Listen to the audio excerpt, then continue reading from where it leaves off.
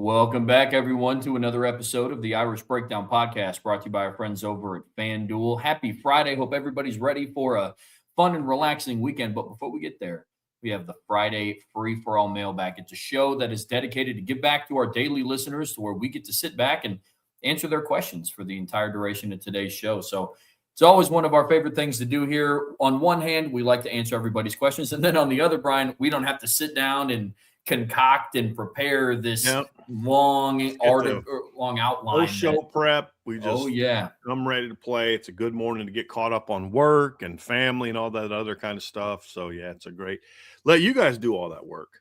And for free. We're not going to pay you for it. I'm sorry. You just got to do it. You got to do it. And so far this offseason, you guys have been bringing some great questions, which has made our job significantly easier. And hoping to have some more of those today. Now, if this does happen to be your first ever mailbag, you can put MB for mailbag or a mailbox emoji prior to your submission. Lets us know to set that question aside. And it's a free-for-all. So typically on daily mailbags, we like the questions to be geared towards the topic of today's show. But the topic of today's show is dedicated to answering your guys' questions. So anything goes. It's the offseason. Try to keep it Notre Dame college football focused, but we'll answer the occasional food question or history question. Food or movies and sometimes history. But yes, we want to try to keep it for the most part, as much as we can, related to football. And again, a reminder, it doesn't have to be Notre Dame related football questions. If you have some college football as a whole related questions, we would love to address those as well. Our guy, JP Buellsfeld, Buell's Financial Services, kicks things off, Trev, about a Notre Dame one-hit wonder. R.J. Oben strip sack in the Sugar Bowl is my definition of a one-hit wonder. Who or what is your one-hit wonder in Notre Dame college football history?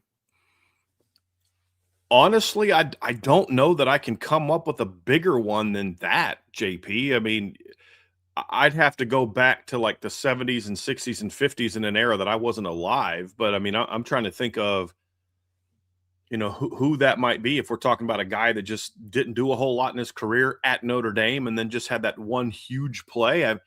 Doesn't get a whole lot bigger than the college football playoff quarterfinals.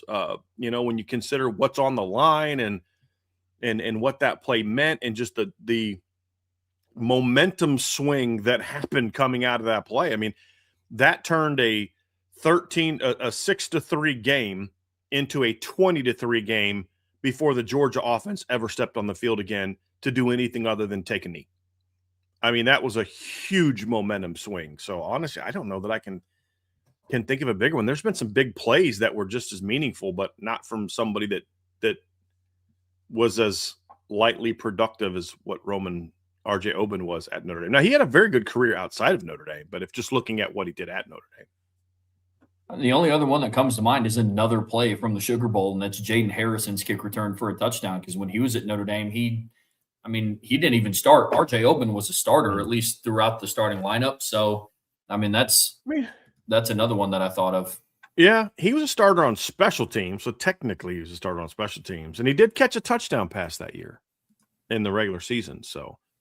Who's that against? Was that against Virginia? Yes, it was against Virginia. He did have, I still say, a play that I was so mad came back. Remember that touchdown he had against Virginia that got called back? I'm still mad about that play. But yes, I mean, it was a good call. The call was correct. I'm still mad about it. Same. Yeah, still mad about it. From Moneybag Jake 13, while staying on Henderson and hoping to land Igwe Buikwe, what's next at linebacker? Do they risk a one-man class? I don't really view it as a risk. We have to, as fans, this is a fair question, Jake. It's a very fair question, and you're not alone. We as fans have to remember, we have to change our thinking on how to recruit. Yes, Notre Dame is a high school-driven program, right, Trev? We've talked about this all the time. Marcus Freeman's talked about this all the time.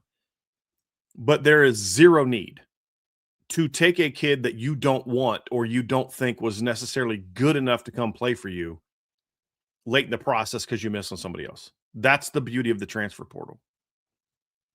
If Notre Dame has a one-man class, let's just say that hypothetically that only one of Jaden Alsbury and Kingston Viliama come back. Just one of them does. Let's just say it's KVA. Just, he's not the senior. Let's just say that. So your linebacking core next year would still be KVA, Mad Faremo, Teddy Rizak, Ko'okia, Kahanokia, Thomas Davis Jr., Jacoby Clapper and let's just say they land Roman Igwe and they just get a one-man class. That's what, 8 linebackers, Trev, scholarship linebackers on a team that plays primarily a 2 linebacker defense. I mean, you can go 4 deep. Now, not all those players are great players. Let's say the Notre Dame staff decides, you know what, man, I just don't know if some of these other guys are starting caliber players in 2027. So there's no high school kid that you're going to get that isn't a top guy that's going to change that. So recruit the top guys. Keep recruiting Caden Henderson. Keep recruiting Noah Glover. Keep recruiting some of those guys that you viewed as your top targets. And if you don't get them, you're fine. You maybe get a bigger class next year. Or what you can also do is you could go to the portal and say, hey, look, we need another guy that's a starting. Let's say that they're like, man, if something happens to KBA or Madden, we don't know that the other guys there are starting caliber players. Like for a championship run. Okay, cool. Go to the portal and get a guy. If you feel you need that. But taking a second linebacker just to get a second linebacker doesn't necessarily alter that outcome. And so I think that we have to view recruiting a little bit differently now. It's not just you've got to meet all your needs in there.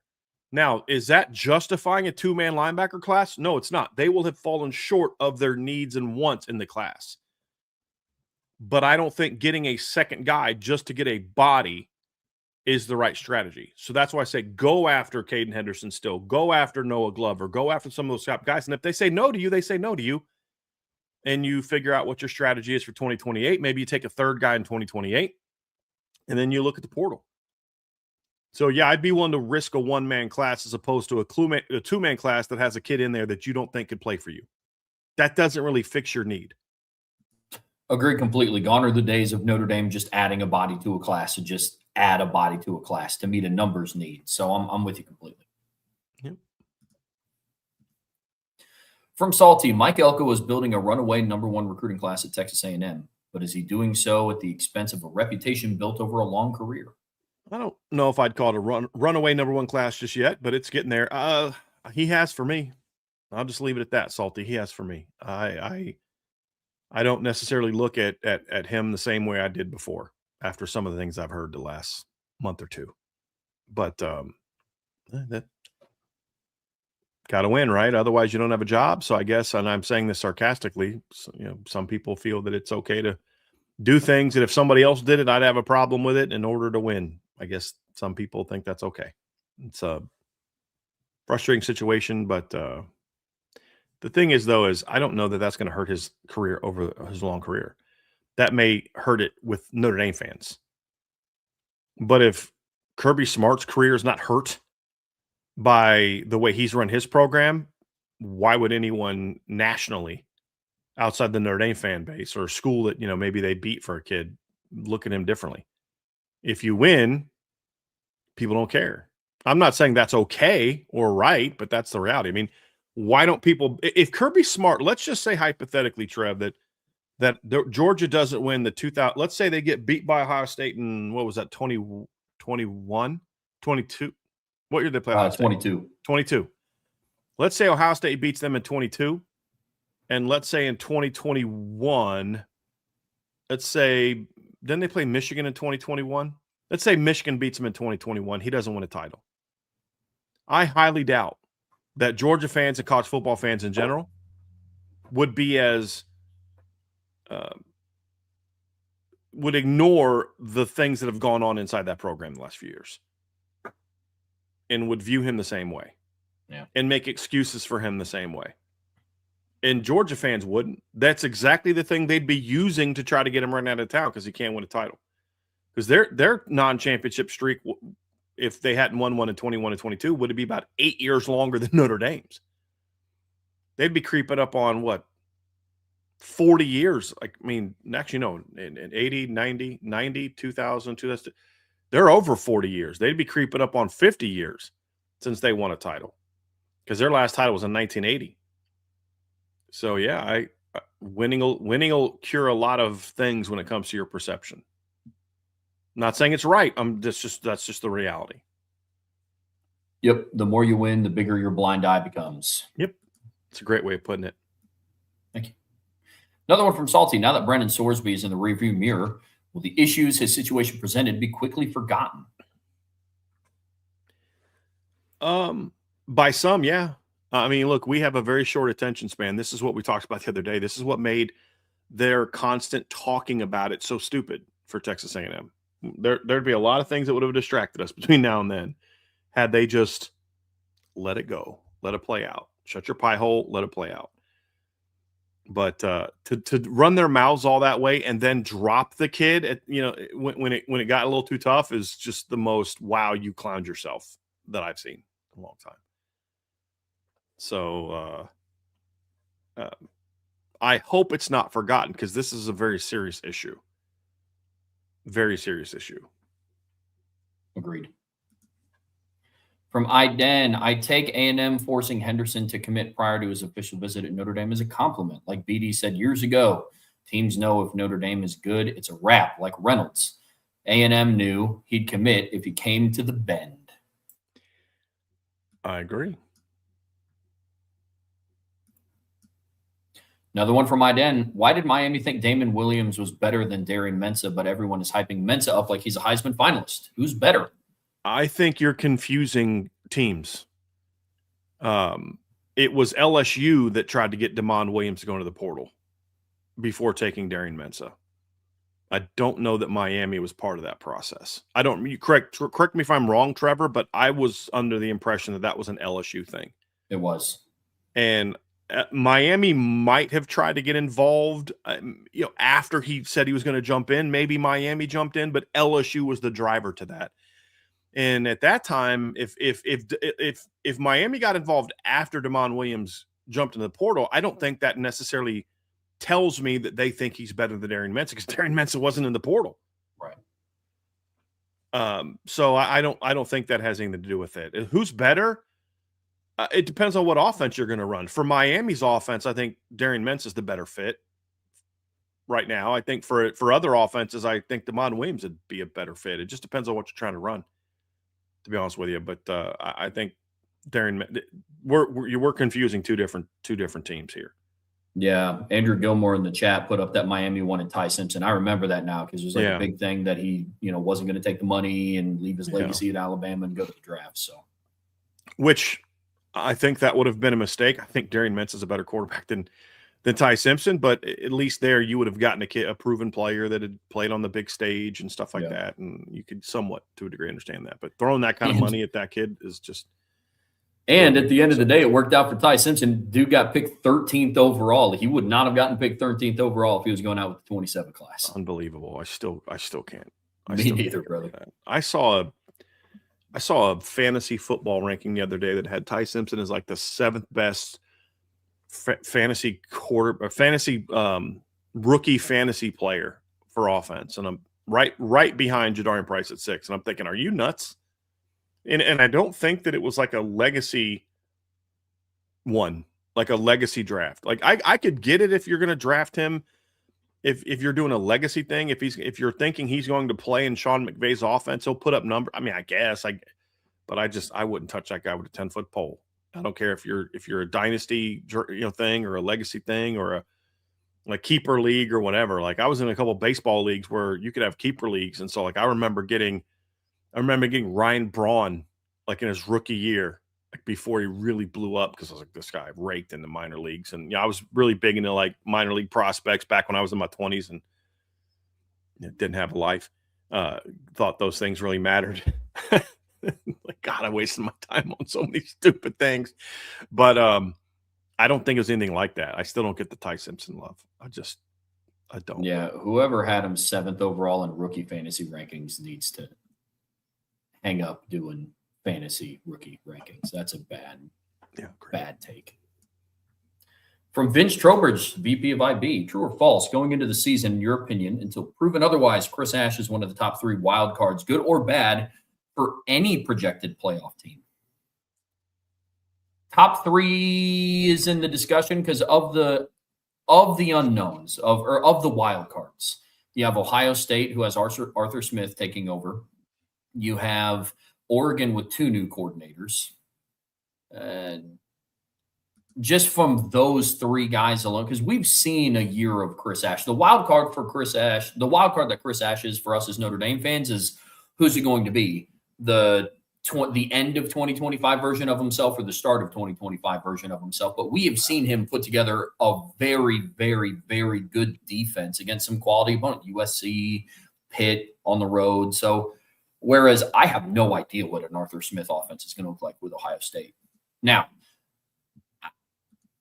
that's probably where I would go. So I would say false in my opinion. I don't think he's top three because I think there's other playoff contenders, projected playoff teams with bigger question marks, but he's in the discussion. Mm-hmm. I would say if it depends on what we mean by a wild card. You said good or bad. I mean, I think so, because if Chris Ash is as good as Marcus Freeman thinks he is, then this Notre Dame team is going to be very hard to beat. Because I have full, like, their offense won't be like what Ohio State's was last year. It won't be. Their offense will be a lot better than what Ohio State's was last year. If their defense is if their coaching is to the caliber of their talent, then this defense is going to be arguably the best defense at Notre Dame that we've seen in our lifetimes. You and I, definitely yours and even mine, 88 was great. There were some great defenses, but like I wasn't alive in 66 when they held teams like 3 points a game like that. Right. That's a little before my time, but it has a chance to be. I'm not saying it will be. I'm just saying it has a chance to be, which I think makes it very crucial. And if he's not as good as Marcus Freeman thinks he is, then that could be something that keeps Notre Dame from winning it all once they get into the postseason. So I'll buy that. I'll say, yeah, I think so. I mean, it's not a buy, so hold. But yeah, I would true, false. I'll say true. I like that. From John A1, why have college and pro offenses completely abandoned going under center in formations outside of the red zone? Can the I formation split back and single back from under center make a comeback? It can, certainly. I mean, look, there's a lot of things that could come back. One of the challenges is as much as teams, high school teams are built a lot the same way, so there's just not as many fullbacks out there that you can evaluate. There's other ways to do it, tight ends and big backs. Here's the reason. Here's some of the reasons, in my opinion, that we've seen the shotgun become so prominent is when you look at it from a quarterback standpoint, an offensive play calling standpoint. The great thing about shotgun is, number one, it makes pass protection easier. It makes avoiding pass protection easier because you're already 5 yards deep, where in a under center, it's going to take you 3 steps to get there. So you're already back. You're already making reads, which allows quarterbacks to hit quick game even more effectively. It allows quarterbacks to throw hot even more effectively. It allows quarterbacks to see the whole field. You've got a better sense of your peripheral, so you can maybe see some of those backside things coming, whether it's a backside pressure, whether it's a backside dig coming open. You can see the cornerback. Like under center, it can be hard to see the backside cornerback and backside end in your first couple snaps. You got to get your eyes over to where your read side is. Where under center, you kind of take that first step and you can kind of scan the whole thing a lot quicker. So I think it's just enhanced the throwing game a lot in an era where the throwing game is king. And when I mean throwing game is king, that doesn't necessarily mean from a volume standpoint, but it means we can now run all these crazy full field concepts in the National Football League and to a degree in college because our quarterback can kind of see a lot more. He can see that pressure coming a lot more. He can see he can throw off of that pressure a little more. Look, under center, if a backside edge comes unblocked, he's going to nail the quarterback. Now, if a backside end comes unblocked, I got a shot of throwing it away or slide stepping or making some kind of move. And so I just think it's created more efficiency offensively. It's helps enhance the pass game reads. It helps improve pass production. Or pass protection, I mean. And I don't think it takes anything away from the run game. This is, I think, the big misnomer that some people have. I'm not saying you, John. I'm just saying in general. Well, to be a real physical downhill running team, you've got to go under center. How often did Notre Dame go under center in 2017? This is the most physical Notre Dame offensive line and run game of the last 30 years, and they hardly ever went under center. I don't remember them going under center other than quarterback sneaks. Florida was a very physical football team when Tim Tebow was their quarterback, were they not? They never went under center. Even in goal line, they would not go under center. Another thing now run game related, another thing that being under center, being in shotgun does is you now don't need a seventh blocker. You talk about the I formation and the split back, meaning you're getting that seventh potential blocker into the backfield. I think what a lot of teams have done is, why do that when I can just have a tight end in the game who's a better pass catching threat, who I can move around just as easily as I can move around a fullback, who gives me a different body type. But also in shotgun, I now have the option of having the quarterback be responsible for the defensive end. Whether it's, especially with the advent of RPO. I think RPO has really changed the game from a under center shotgun standpoint. That was going to be my argument for because why. It used to be, Trev, you had to have a mobile quarterback to be under center or on the shotgun all the time. Because if you're going to run the read zone and have that guy come unblocked, then you had to be able to pull and run. Well, now you can block the defensive end with the offensive line, and now you're running an RPO off the linebacker. I don't have to block him. So if he comes and attacks the run, I can pull and throw off him. If he stays back, we're running the football and we got numbers. Now I don't need Brandon Wimbush. I don't need Lamar Jackson. I don't need Malik Zaire. I don't need that kind of Phil Dracovic, that kind of big time athlete at Notre Dame to be able to not block a defender in the run game. You can't do that under center. It's impossible. You got to get your eyes around on the running back. So I think it allows for so much more options. As a coach, you're always looking for what happens if. And the beauty of the read zones and the RPOs is it gives you a what if. Hey, we got this inside zone called and that safety's crashing. Well, guess we're going to have to hand off and try again. No, I'm pulling that sucker and throwing behind it or throwing outside of it or throwing over, you know what I mean? Whatever. And those things are just not in the cards in an under center offense. Now there's things that you lose. Play action is not as impactful in shotgun, in my opinion. But I think most coaches would be willing to sacrifice play action in order to do some of those other things. And then there's still some play action things you can do, but most coaches nowadays, it's just not a thing they care as much about. Play action used to be, if you don't have a play action package, you're screwed. That was the mindset. And even when teams went to shotgun, they still worked hard to find ways to get play action in. Why? Because they just grew up thinking play action. Protect the run game. Now it's like, I don't need play action to protect the run game. Protecting the run game with our drop back game. That's what an RPO does. I mean, an RPO is essentially doing the same thing for an offense that a play action did. So it's a different game. Agreed completely.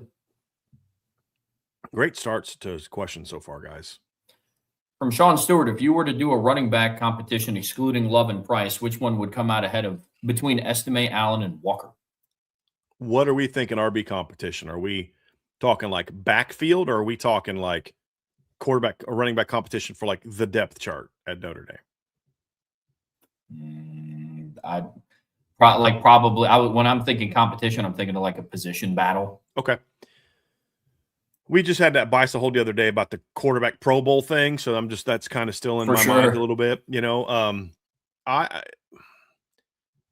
in the Mike Denbrock offense, I'd probably put my money on Darius Walker, with Audric Estime being sort of my change of pace hammer. That would be my guess. Yeah. It'd be close. Now, if we got pre-leg injury Armando Allen, it'd be Armando Allen, and I'm not even thinking twice about it. But unfortunately, we never saw that high school leg injury. Two greatest regrets at running back I have in my lifetime, Trev. I will take this to my grave. What if Armando Allen and James Aldridge don't get hurt in high school? That 1-2 punch at running back would have been insane with Charlie. Armando Allen was so good in high school before that leg injury. And he was still a good back. I think he finished his career as the all-time leading pass catchers among running backs in Notre Dame. Like, he still had a very good career. It's one of those, but man, what could have been, where James Aldridge just never recovered what he had in high school. And Armando was so good. Come coming out of high school, Trev. So good. Yep, they're in that discussion for me, and so is Terry Folston. If he didn't have those injuries, him as a true freshman in 2013, bro. I remember watching him against Navy, just absolutely tear them up, and I was like, dude, this could be a guy in this offense. And well, people forget how good he was in 2014, like against Louisville. There was only, I think there's only like 3 running backs all year that went for 100 yards against Louisville that year. It was all year. It was like, what was a kid from Miami? His first name was Duke. Duke Johnson. Duke Johnson. It was him, Dalvin Cook, and Torian Folston. That was it. I mean, Torian was great against Florida State in 2014. Like, he was so good. And I'm telling you, running behind that 2015 offensive line would have been so much fun. Yeah. So much fun, Trev. Oh, my goodness, that'd have been fun. Yeah, I'm with you. And then now CJ Prosise is your change of pace back, and now he's maybe a little bit healthier going into the postseason. Yeah. Yeah, agree. From Ballpeen Shillelagh, if you could do one thing to improve Notre Dame's wide receiver room, what would it be? So I look at it from a standpoint of CFB 27, right? The video game. I'd go into each player's, settings, and I'd take the experience number and turn it all the way up to 99. Now, experience is not an end-all be-all at wide receiver. I've said this before. You don't need experience to be great. But if they all had it, we'd be having a kind of a different conversation about where this would be. That's a big picture. Now, I'm going to take it from another standpoint. That's a big picture thing. If I could do one thing and say make one specific change to the room, it would be that if I could wish into existence one thing, it's that Cam Williams plays to his full potential this season. That would be it. That would be my one individual thing as well. As far as the room as a whole, I would want them to consistently fight for the football more. Yeah, I'm not too worried about seeing it in like the regular season against like Stanford and North Carolina. Mind you, I want to see it, but I'm more so concerned about teams when they go up against Miami or Ohio State or Texas or Georgia in the postseason. All teams that FanDuel has pretty close to the same odds of Notre Dame winning the national title this year.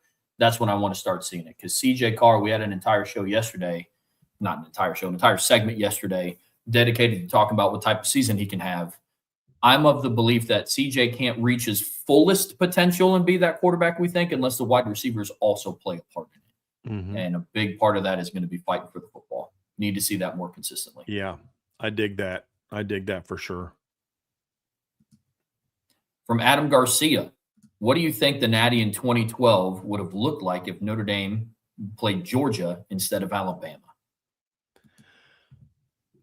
At the time, I would have felt Notre Dame had a much, much better chance to beat Georgia. And I still think of the two, that's the team they had the best chance against. I think there's a lot of things were going on in that game that we didn't know about. And I've heard some stories. I've talked to Tim O'Malley, has shared some things with me because he covered the team at that time.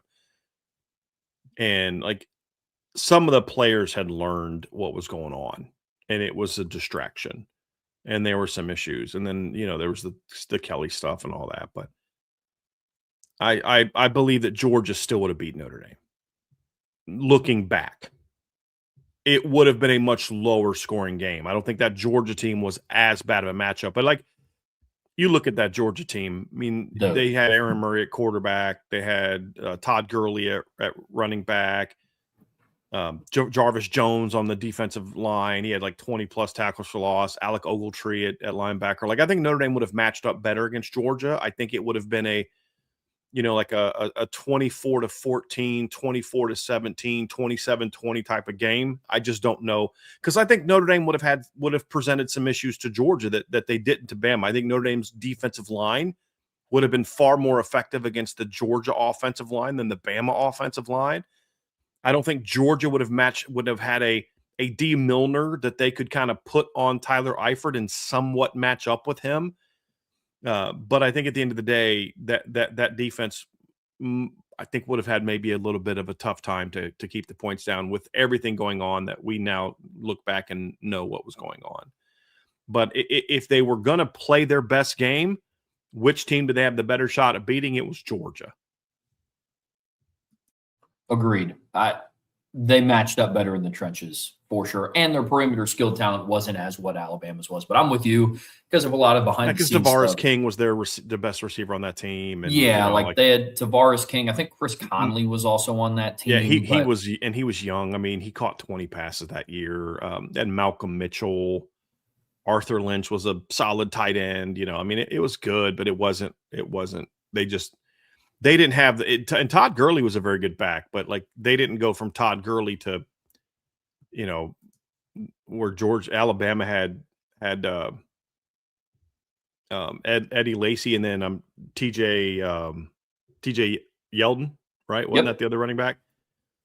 It was a different animal, man. It was a different animal. That Alabama team was and here's ultimately why I say it was a different animal. It was a different animal because that Alabama team was just, they were too good in the trenches. I don't think Notre Dame got dominated in that game as much at the skill positions. Like they got beat, but it was more so they got beat at the skill positions because they couldn't put any pressure on the quarterback. And with all due respect to Tavares King, he's not Amari Cooper. Just that's a little tougher matchup in my opinion. And that Alabama defense was also unbelievably good, but I just think they didn't have they would not have dominated Notre Dame in the trenches the way that Alabama did. I also don't think there would have been as big of a disparaging gap between coaching staffs either. Agree. Georgia's coaching staff had a good staff. Like Mark Richt was their head coach. I think their offensive coordinator was their offensive coordinator Mike Bobo back then too. I believe so. Let me look. But Mark Richt he was the I believe he was still very heavily involved in the offense. Let me go look here real quick, Trev. It was Mike Bobo, and Todd Grantham was their D coordinator. You also got to remember that Mike Bobo's style of play was also more conducive to success back then. Oh yeah. It's like Bob Diaco was a great defensive coordinator for Notre Dame from 2010 to 2012. If Chris Ash leaves, I do not want Bob Diaco back as the defensive coordinator because he never adapted to the modern game, and that style doesn't work there. And that's the problem a little bit for Mike Bobo is I don't think he's adapted as well to the modern game. He's fallen in love with aspects of the modern game without understanding you can't keep doing this if you don't also do this. He loves throwing quick game and screen game and stuff like that. And that's fine. And Lincoln Riley does a ton of that, but Lincoln Riley also throws the ball down the field. I mean, you've got to be able to do both. And, he's clearly trying to run somebody else's offense, but he was an okay coordinator back then. But him being just okay is why a team that had the talent they had on offense wasn't even better than it was. From Benjamin Weiss, how would Jalen Smith's career be different if he was in the 2021 recruiting class? Assume he still went to the Fighting Irish. Oh, man. I think he would have obviously been more disruptive in his career. I think he would have been more fundamentally sound. He would have been coached better. He would have had Marcus Freeman and then, Al Golden and Max Bulla as his linebacker coaches, James Laurinaitis for a year. I think he would have, been a will. I think they would have blitzed him more. Al Golden liked blitzing his linebackers. What do you think he would have done in 22 and 23 with Jalen Smith? Goodness gracious.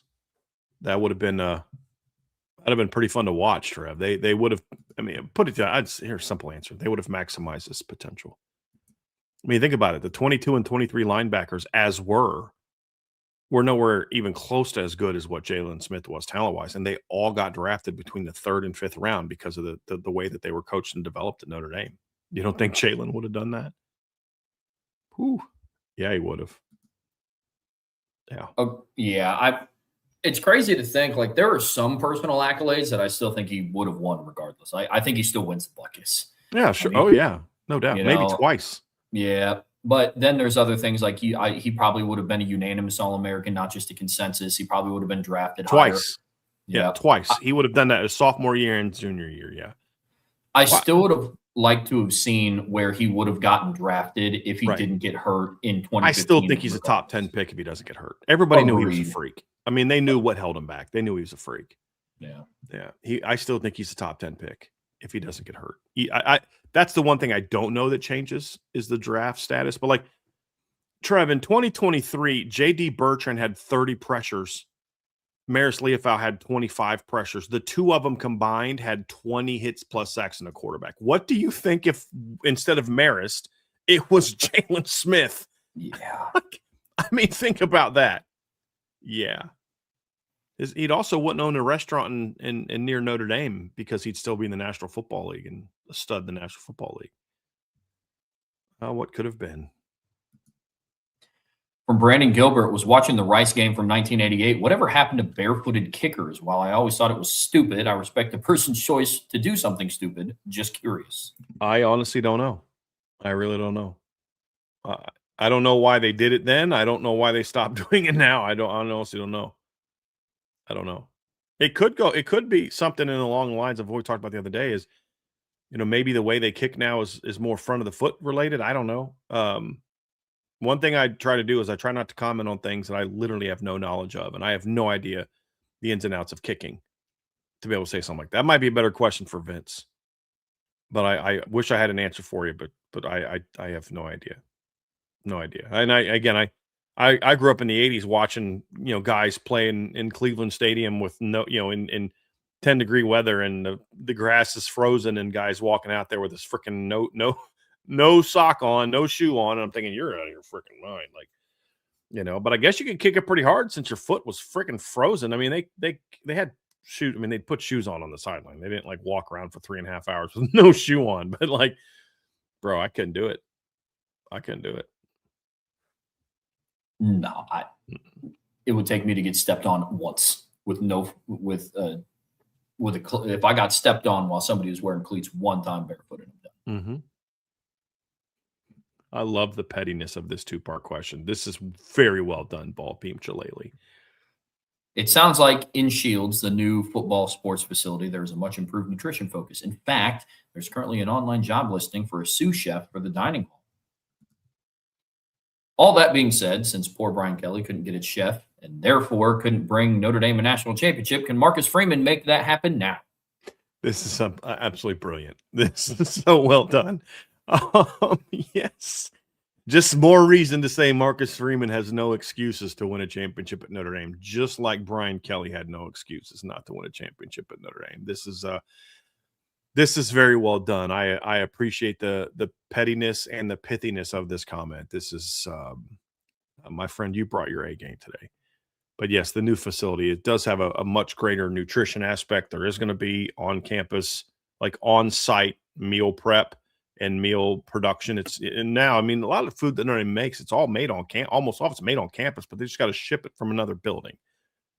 This whole thing, we didn't have a chef. You didn't have a football specific chef, but you could order whatever you want, have made whatever you want to have made. It just was an excuse by Brian Kelly. This just makes things a lot easier and even more sport specific. My understanding is this is not going to be just a football only dining facility, even though the majority of it is a football building. I do believe, Trev, I could be mistaken on this, that all athletes will have the option of eating here. Teams, I think, I'm not 100% sure of that, but that was my understanding of it as well. Yeah, it's going to be a great facility, but man, this is a very well done ball peen. Very well done. From Bayside Tiger 6, which player's physical improvement is most important this season on offense and defense, and which player's mental improvement is most important on offense and defense? Oh, very well done. Physical improvement, I will say I'm gonna steal one that I think Trev is gonna make a face at me for. But physical improvement, when I think physical improvement, I think I get bigger, get stronger, get more ready to play big boy football. It's Will Black. Like having him jump into year 2 and be sort of like, hey, you got to be ready to play big boy football. I knew that was going to be your answer. Trev's is out. He's out. Screw this. Brian's taking all my good answers. Will Black would probably be my pick for physical improvement on offense. Mental improvement on offense, I think that's CJ Carr. Just having him play to his greatest potential, he can then get everybody else ready. Defensively, physical improvement on defense. Boy,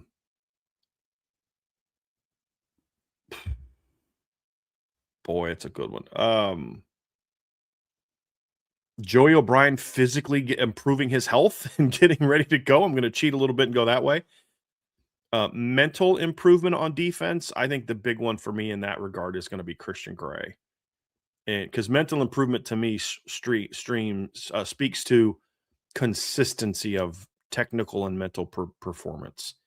And if Christian Gray can consistently be in his wheelhouse of his best game, that changes dramatically. I thought about Keon Keeley and a couple other guys, but I'm going to go with him. So, Trev, what say you? Give me your offense and defense.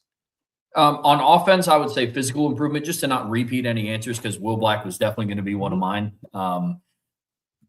Offense, physical improvement, I would say Jaden Greathouse for kind of the reasons that you said, Joey O'Brien. Get healthy and stay healthy. Like that, I don't need to see anything. Well, I don't want to say anything, but he doesn't have as big of a disparaging gap as, say, Devin Fitzgerald as far as the mental capacity to his game. So physically, Jaden Greathouse. Mentally, I'm staying in the receiving corner. I'm going Cam Williams. Okay. Once that light bulb goes on for him, because he has all the physical tools that he's had all the physical tools since day one to be an impact player. Now it's if that mental side kicks in for him, he will be basically impossible to keep off of the field. Defensively, physical improvement. Gosh. Kingston, and again, to just get healthy, make sure that you're good to go by October 17th. Mental improvement on defense, Bryce Young. Talking about consistency and making the continuous improvements being fundamentally sound, that's where I would go. I dig it. Good stuff. Let's go to Juan Delgado. I miss seeing the band in the end zone for home games. Also miss being able to hear the band play without having a DJ playing music. The band in the end zone thing does not bother me. One of the things I did not like when I was younger, and again, I look at this maybe a little bit differently, I never liked that fans could just run on the field because, you guys scores it. In today, like, like it just takes one crazy person or one overzealous fan for that to become a major problem. But, or a guy makes a play in the end zone, falls into the stand, somebody gets hurt, and now you're suing the institution. I mean, there's just so many reasons why that's a terrible idea. Same thing with the band. The second part of this one, I 1,000% agree with. I am so tired of listening to a DJ at Notre Dame games or any other game. I want to hear the band. That is college football. Listening to Notre Dame and USC's bands going back and forth during a game is part of what made that rivalry great. It's hearing the USC band play nonstop at Notre Dame games and the Notre Dame band going back at them and vice versa. And I don't even know if they both travel anymore, but they definitely did when I was a kid. I agree with you 100%. I miss that part of it. I think the field should be for players, coaches, and workers, not famous alums. Now, pregame, postgame, fine, but like during the game, there's too many people on the sidelines. It needs to be coaches, players, and workers, meaning workers for the teams, trainers, assistant, whatever. It means workers for the officiating crew, and it means workers for like photographers, and that's it, and video people. That's it. It should not be a place for famous alums. That's just or donors or whatever. So it should be for people there to do a job. Now it's like you look at the sideline of stadiums, you're like, dude, this is crazy how many people there. There's more people on the side of this, the players and coaches, it seems sometimes, than there is actually on the flipping, in the player area. But that's my 2 cents. But the band should absolutely have prominence over a flipping DJ. Yeah, I'm with you on the band in the end zone for those reasons. This is probably just generationally. I don't mind the DJ. I think it's a both. I think it's an and conversation, not an or. I like having a DJ. What I don't want is the MC. That is something I don't need. I don't mind a DJ playing music in the stadium. I just don't. Where I think the band should be playing is when the MC is like, all right, Irish fans, like we have so-and-so here at this game. Like I'm good without that. But I don't mind like the music the DJ plays. I like the good blend of both. If it's being played in between series or in between quarters, fine. You don't want it played in times when you're supposed to be hearing the band. That's my big thing. But as you said, though, that is a generational thing. That's why they do it. They're not doing it for people my age. They're doing it for younger people. They're doing it for people your age and younger, and students, not for people like me.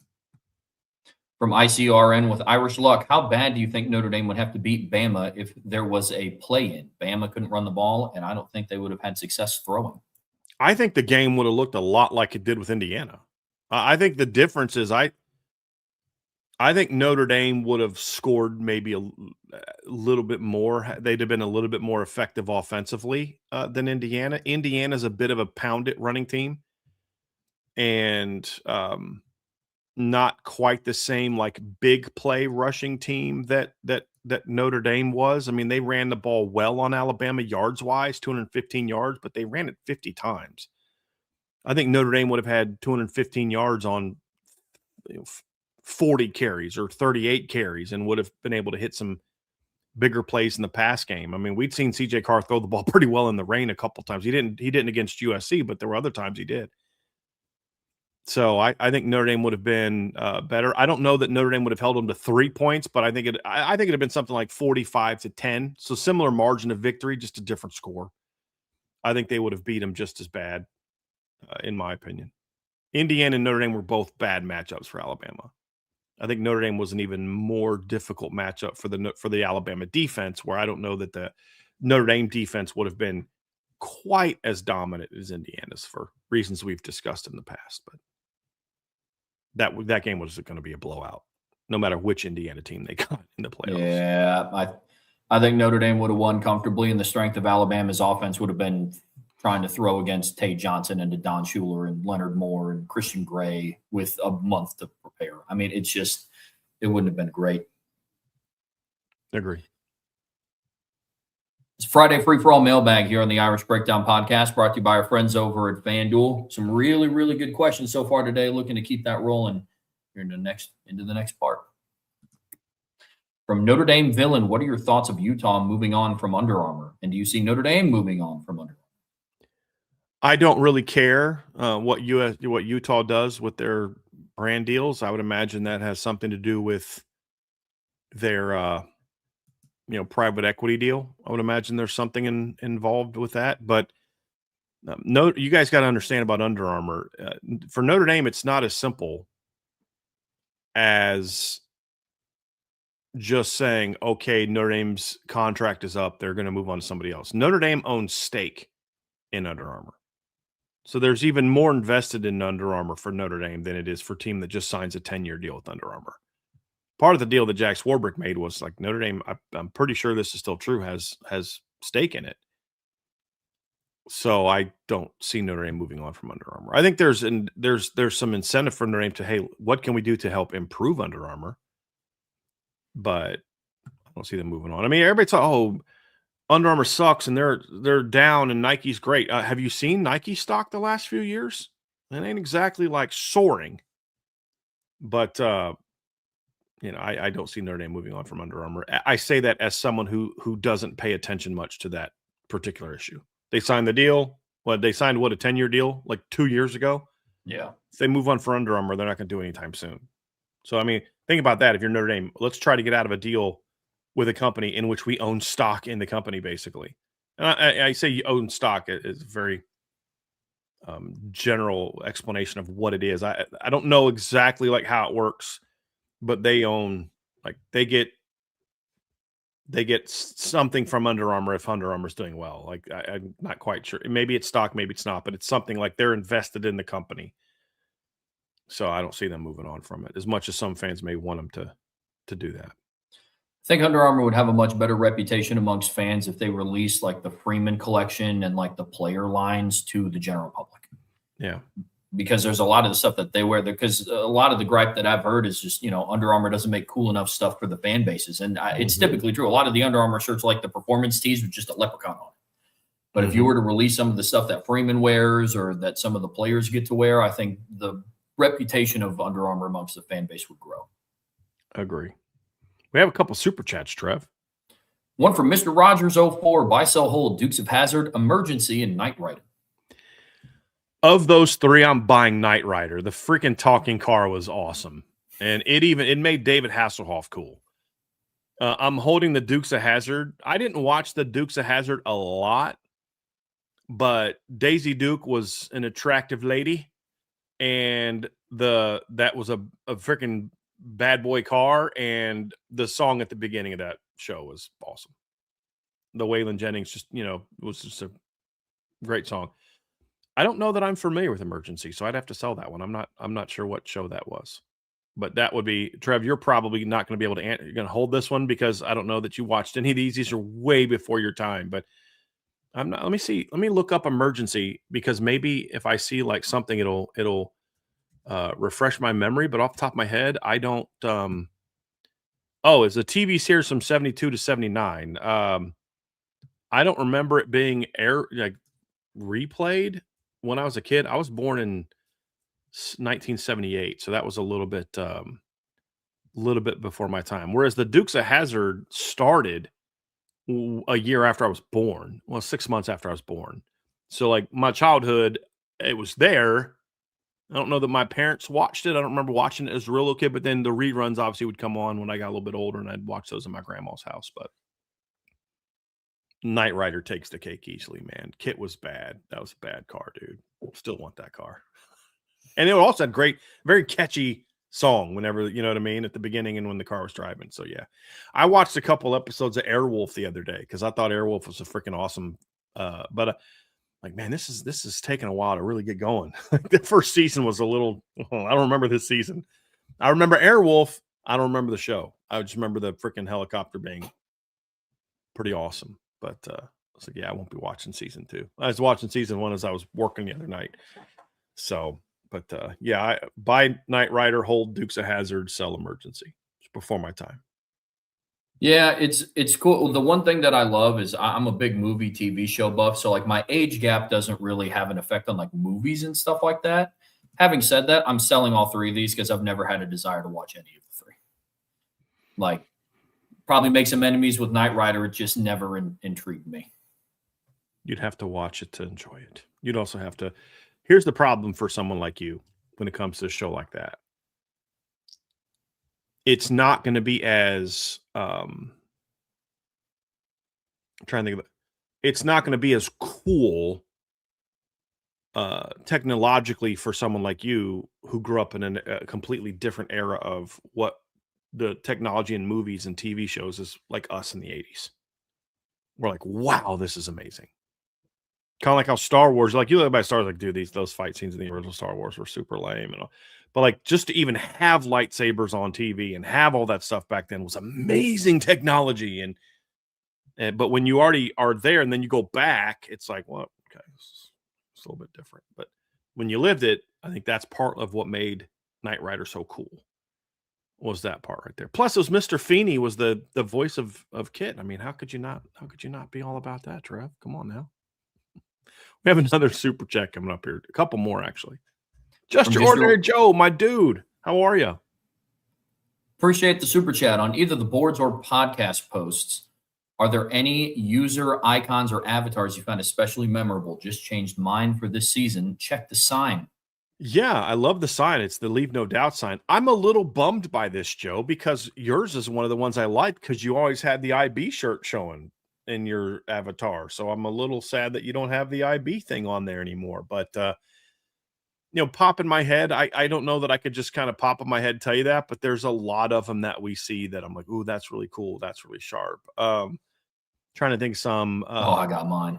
Go ahead. Go for it. I think it might have been Tommy Guns who had the Lincoln Riley avatar wearing a t-shirt that said Marcus Freeman is my daddy. Yes, that was favorite. Tommy Guns. That was Tommy Guns. That's real. That was a good one. That's a very good one. Yes, Marcus Freeman is my daddy. That's a good one. That's a very good one. I have to think about it. You know what we'll do for the rest of the show when some pop up that we especially like, oh yeah, that's a good one. We'll bring those up. But I do like that Leave No Doubt sign. That's very well done.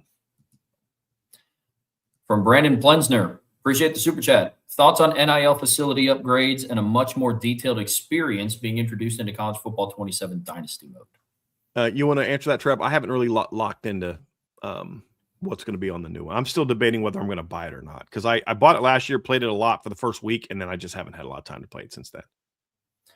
I will most likely end up buying it. I haven't done too much research into it because shortly after this game comes out, I will not be really playing video games all that much. That would be something very hard for me to justify. Yeah. So I get that.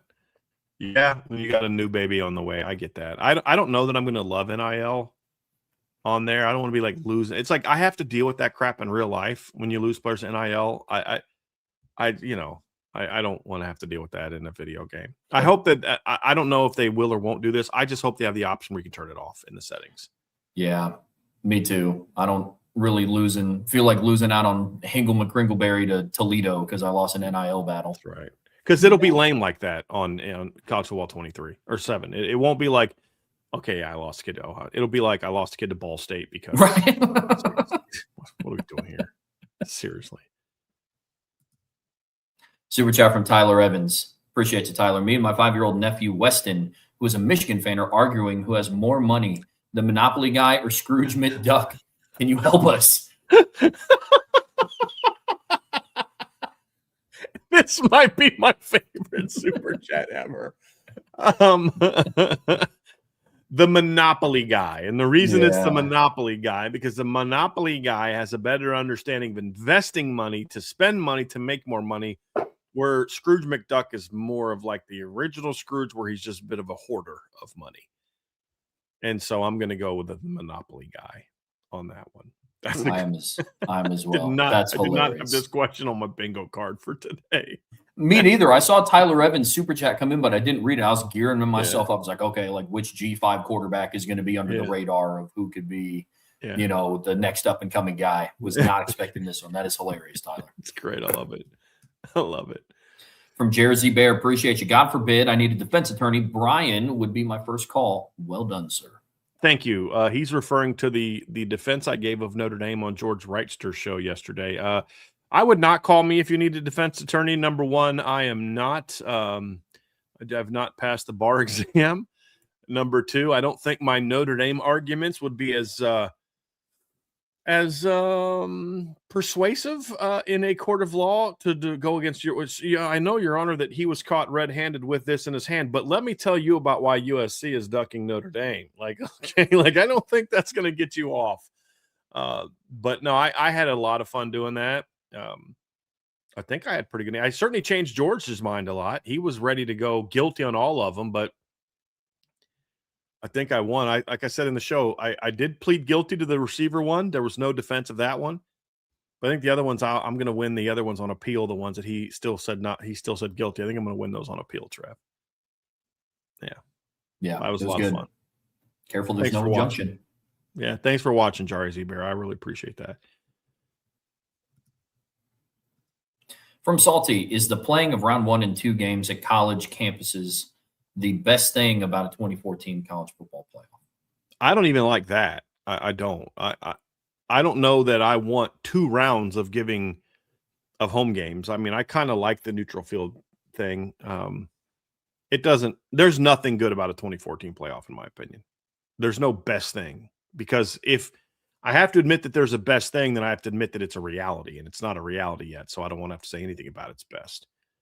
But I understand why you would have the first 2 rounds at home. I do get that. You're opening up home games to more teams. I'm actually not opposed to that. So if it ever comes to be, I might say this is a good thing. I don't know that I love it. I kind of like the idea of neutral field games. But the problem with neutral field games is that they tend to favor the southern teams because there's not as many neutral field opportunities in northern areas. So that's another reason that you look back and forth. You can make arguments pro and con, but the only thing I'll ever say no way is I just don't want to be in the quarterfinals with teams getting home games.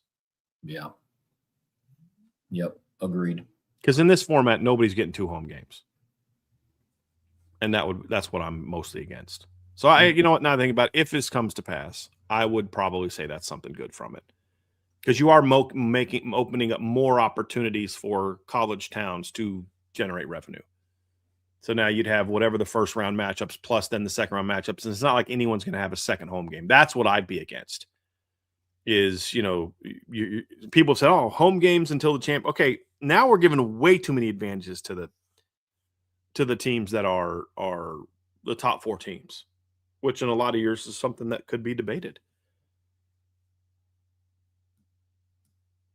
All right, let's get to some more questions. I want to try to find some folks who have not had some questions yet before we get back and bring up a lot more. I can't do that for all of Salties because otherwise we're just going to run out of things. Here's one from Natalia Freeze. Thank you, Natalia. In 2024, Pete Sampson embedded with the Miami Redhawks for a game week. Which opponent would you want to get deeper access to before playing Notre Dame? Please exclude the obvious Miami, BYU, and SMU. Yeah, because that's a really good question, because that is obviously would be one of your guesses. It'd be one of those three, but there'd be a couple that I think would be interesting. Trev, if you have one already, jump in. But I think Michigan State would be an interesting one. I'd want to see how it's like on a first year coach, Pat Fitzgerald. You've got some former Notre Dame players. You'd want to you'd interview Max Bulla about his time at Notre Dame. You'd interview KK Smith about his time at Notre Dame. There'd be some conversation that week with the AD about, the Notre Dame rivalry. Well, actually, they don't have an AD anymore, but if pretend they do have an ID by then, is there any talk of, renewing the rivalry? What's the advantages? What's your thoughts on Notre Dame? I think that would be one that would pop in my head. There's a couple others, Trev, but if you want to kind of give one that's on your head and then kind of maybe go back and forth a little bit on it.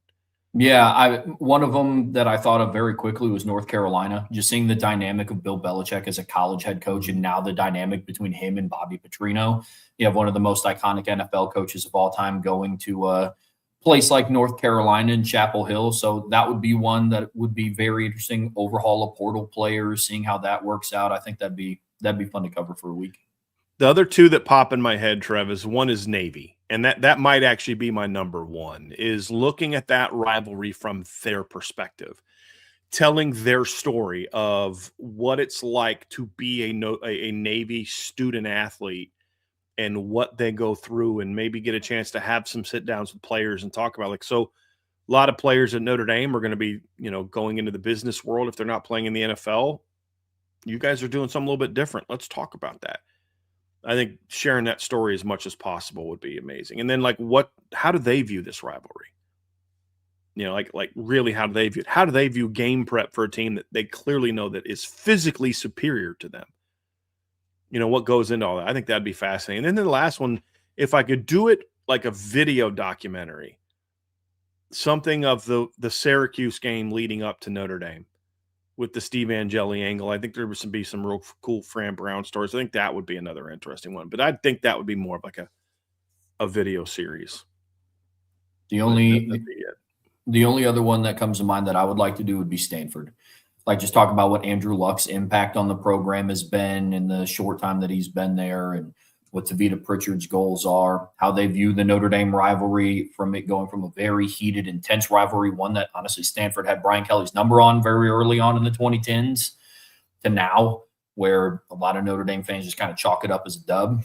So that one would be interesting too. Yeah, very well done. Very well done. Good question. Got one from we did one from ICU. Let's get one from the history expert. Texas A&M is now an enemy. Would you rather beat them in the playoffs or watch them crash and burn and go 7-5 for the season? At this point in time, my answer has changed. Before, I'd be like, no, I like Mike Elko. He's a good guy and all that. And I mean, he still is, I guess, a good guy. I just don't agree with something he's doing as a football coach right now on the recruiting trail. But yeah, I would love to watch them go 7-5 and go through the same thing that they went through under Jimbo Fisher. Yeah. I'd like to beat them in the playoffs, get some get back for last year in 2025. I'd just like to be able to say, you're not even good enough to be on our level. We don't even have to deal with you right now. From ICURN with Irish Luck, I'm at Virginia Beach. Brian, what's the best restaurant recommendations from a Virginian?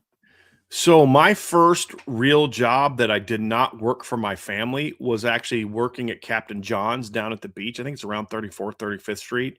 I don't even know if it's still around or not, but my favorite place. So I'll be going back to Virginia Beach. I'm going to try to go at some point in time this summer. I don't know that that's going to work, but we'll be back in Virginia Beach the week before the North Carolina game, because whenever they play in the Carolinas or in Virginia, I always fly back home, see my family. My parents live in Virginia Beach. I go to Captain George's every time. It's pricey, but it is worth it. It's all you can eat seafood buffet. Love it. Absolutely love it. That's my go-to. I don't know a lot of other local restaurants. I never really, it's so big that you're kind of beholden to what's near you. And I haven't lived there in 20 years. And I'm sure a lot's changed, but one thing that hasn't changed is how amazing Captain George's is. Love Captain George's.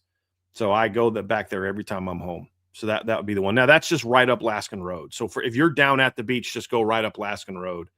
You turn onto it from the beach. I mean, if you're going down, whether it's Atlantic or Pacific, you just turn on Laskin and take it right up Laskin Road. Before you get to the turn, like you jump on the highway, you'll see Captain George's right on the right past a shopping mall.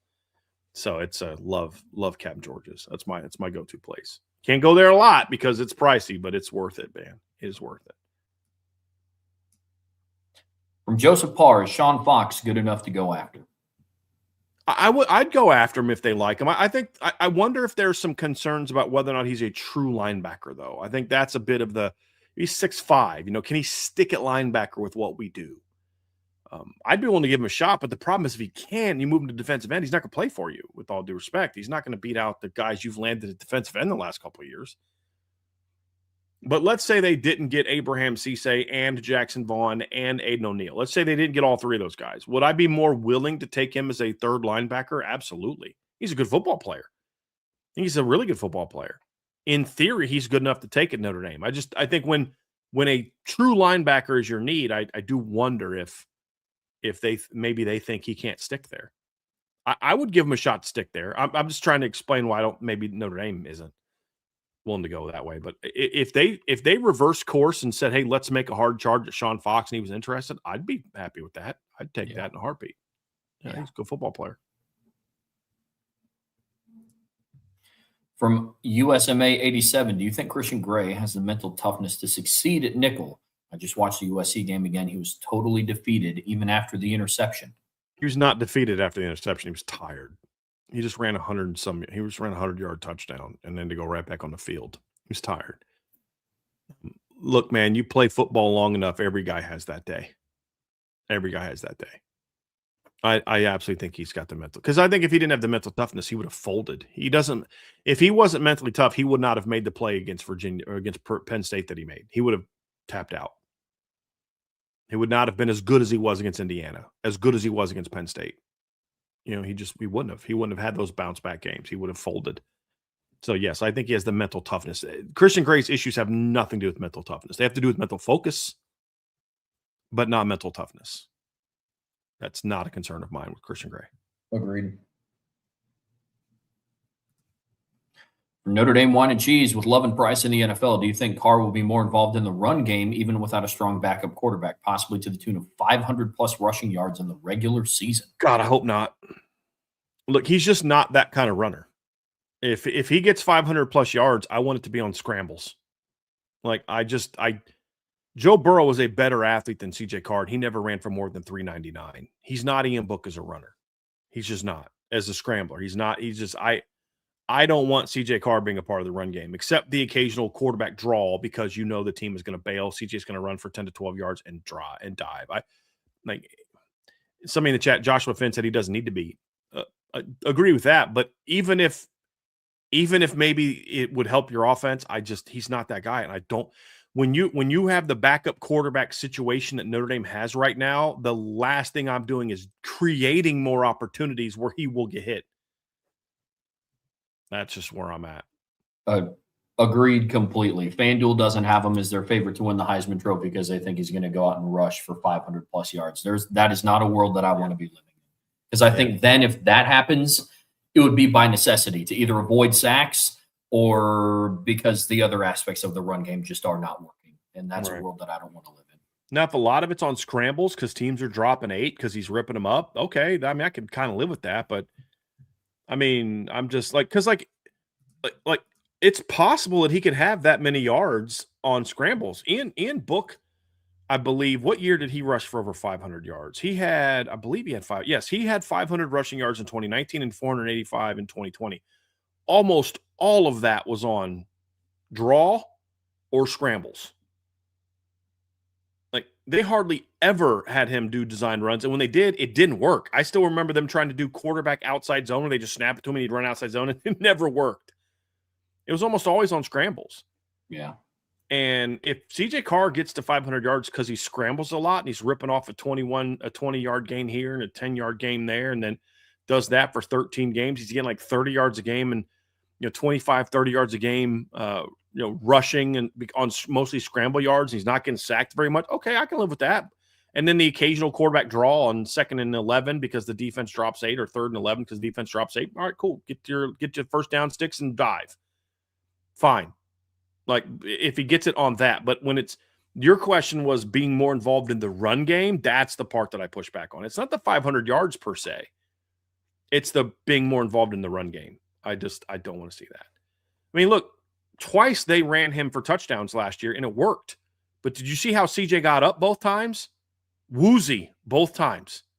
I do not want to expose him to that when your 3 backups are a redshirt freshman who's super raw technically and 2 true freshmen, one of which should still be a senior in high school. Hard pass on that. That doesn't mean he won't get hurt just being a drop back quarterback. But you expose him to more potential injuries the more you have him designed runs. That's just the reality of it. Yeah. From Andre Tonsil, no matter if Notre Dame's good or if they're bad, someone will always have something to say about what they're doing. Oh, facts. Facts. Yeah, I love the statement, Andre. That's absolutely correct. It doesn't matter win or lose. Notre Dame will always have people have something to say about them, which should, as a Notre Dame fan, should make you kind of smile. You know, Trev and I talk about this. Like the fact that I saw some Ohio State fan the other day made some comment about Notre Dame. Like, what are you talking about Notre Dame for? Like, where'd this come from? This is some lame, like, just want to remind everybody that Notre Dame has not beaten Ohio State since something. And I was like, some Notre Dame fan responds like, dude, they've played 7 times since 1930. What are you talking about? Like, you know what I mean? Like, but why in the June is Ohio State have something to say about Notre Dame? Like, it doesn't make any sense. Like, dude, you have beat Notre Dame. Why should they even matter to you? That's like me spending the whole offseason talking trash about Navy. Why? You own that series. I don't understand even. It's been a decade since they what is this even being discussed? Yeah, they're just clout chasing for likes and reposts on X. It's all that it is. But that's the whole point, though, Trev. If you made that same comment about Purdue, would anyone care? No, that's kind of where I'm coming from. It's like that. This is the team. You want clout, you want clicks, you want this. Talk about Notre Dame. From Trav Mann, who is the most talented running back on the roster, and what is the ceiling of said running back? I don't know that I can definitively say who that is. I think it's a debate. Now, and also, are we talking about just pure running back? We talking all, because if it's all around back, it's Aeneas. He has the best combination of running and pass catching and pass blocking, and then number 2 behind him would probably be Nolan James Jr., maybe Jonas Walton. If we're talking about most talented from a running standpoint, I mean, if Kedron gets back to full health, he's in the debate with the 2 freshmen. And I would lean towards Javian Osborne personally, but I know some people lean toward Jonas Walton, and I will not debate that with them because it's like, fine, it's close. I graded Javian slightly higher than Jonas. I think he's more advanced technically. I think he's more of a natural runner. He's got elite vision. You could argue Jonas has a higher ceiling, but I graded Javian Osborne as a top 50 to 75 player coming out of high school with a 5-star upside. I think Javian Osborne. Javian reminds me a lot of Jadarian Price, and I graded him even higher than Jadarian Price. I had Jadarian Price as a top 100 player coming out of high school.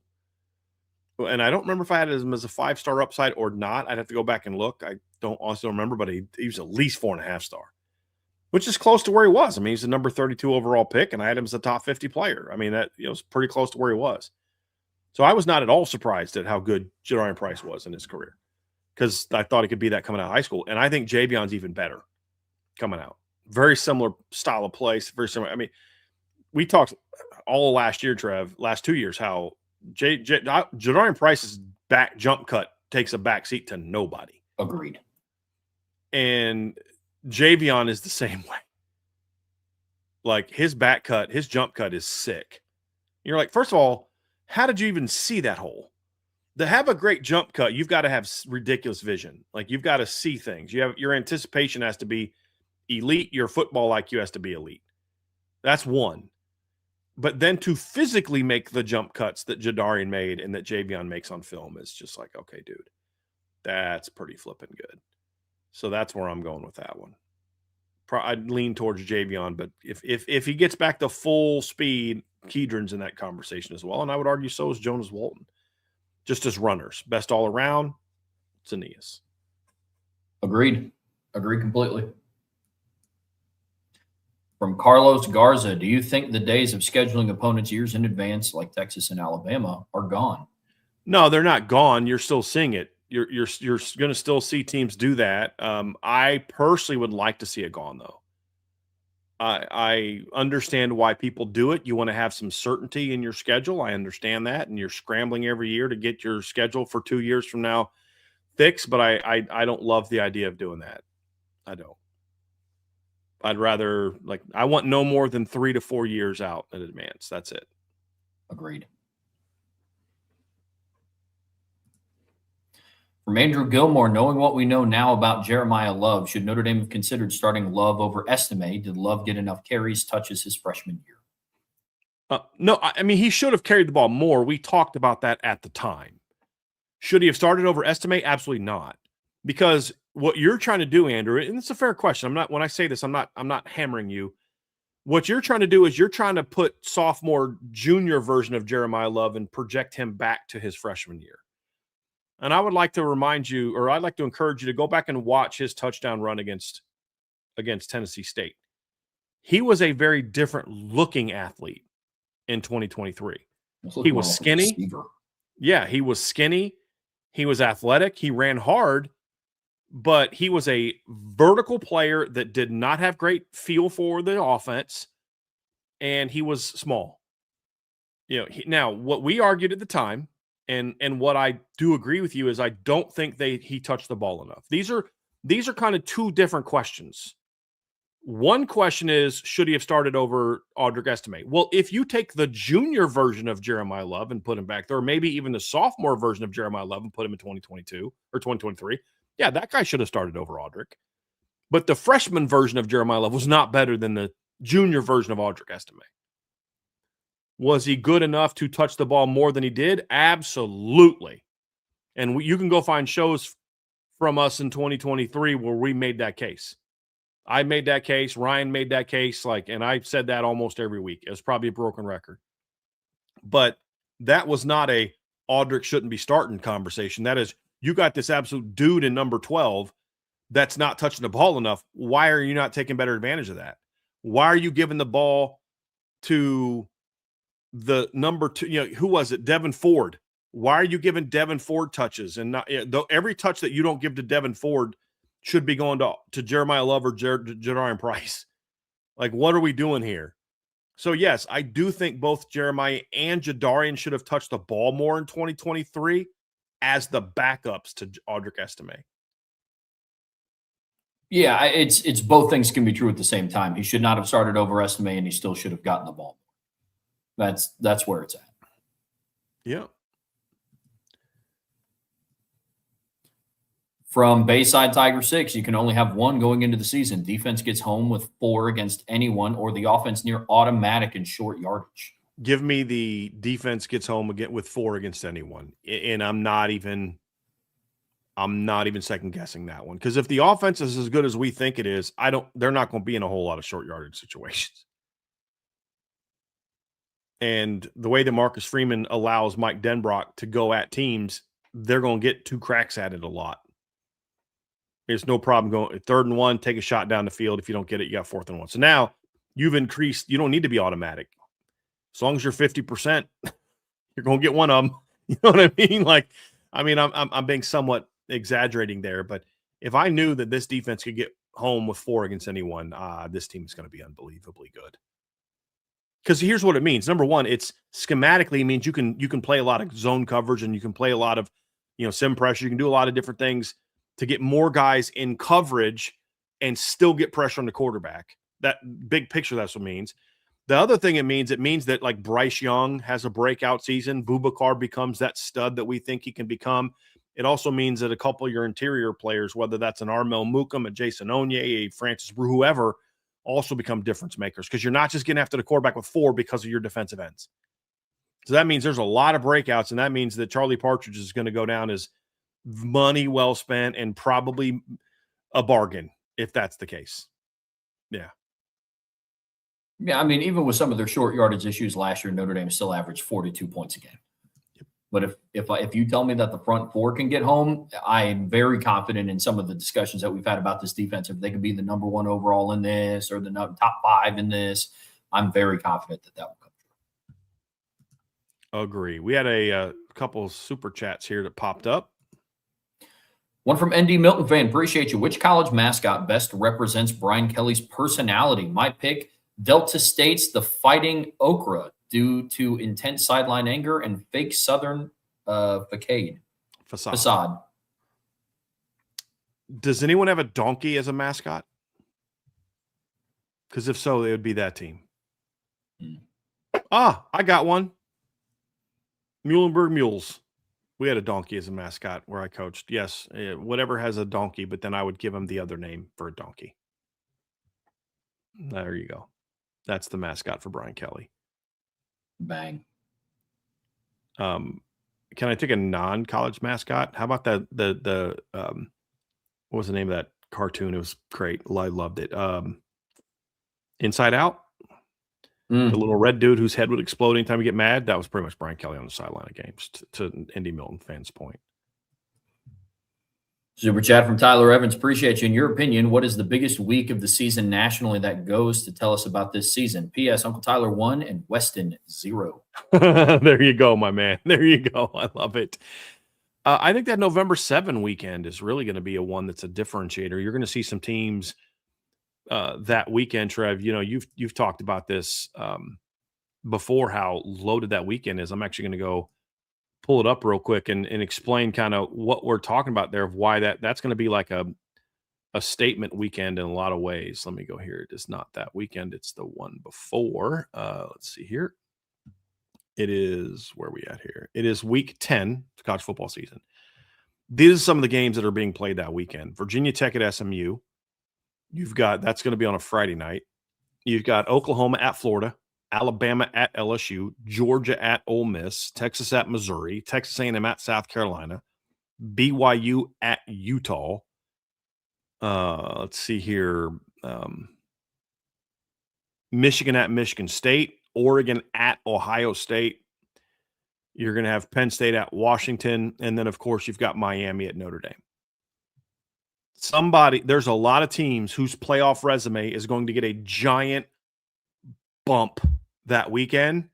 And some teams are either A, going to get knocked out, like you're done, or B, these next few weeks, you better cook. You know, you better absolutely crush it these next 3 weeks, because now you just picked up L number 2, or you just picked an unexpected L number 1, and you've got this, and this coming up the next 3 weeks. So, or some teams are like, hey man, you got this big win. You now actually have a little bit of a mulligan as far as making the playoffs. You can drop a game. You may not host now, or you may not get a bye, but you're in, kind of thing, unless you just fall apart. So that's going to be a weekend that has an individual weekend that is going to have arguably the biggest say. And the reason that I comfortably say that is because there may be a weekend where there's a bunch of upsets that has a bigger impact, but these are games that are most likely going to be games between two teams fighting for playoff contention. And it could be a team that's like 16 or 17 who, we talk about LSU a lot, right? And there's a world in which LSU's got 2 losses and they're like, man, we're going to get, and they're 17th because maybe one of the losses was a big loss or something, and they fall all the way 17 or 18, and then boom, they beat Bama. Or the other way around, LSU's having a good season, Bama's already got 2 losses a little bit, boom, they go on the road and beat LSU. Bama's right back in the mix. That's my point, is it's a lot of games where both teams are going to have opportunities to make giant statements about their playoff resumes. And that's why I think November 7th is going to be huge as far as the individual biggest week of college football. Yeah, without a doubt. I've talked about that weekend a lot, and I'm very much looking forward to that weekend. It'll a lot of playoff implications at stake. Super chat from Myers for Life 99. Appreciate the super chat. Is Elko officially off the IB Christmas card list, asking for a friend in College Station? I don't send Christmas cards, but if I did, probably.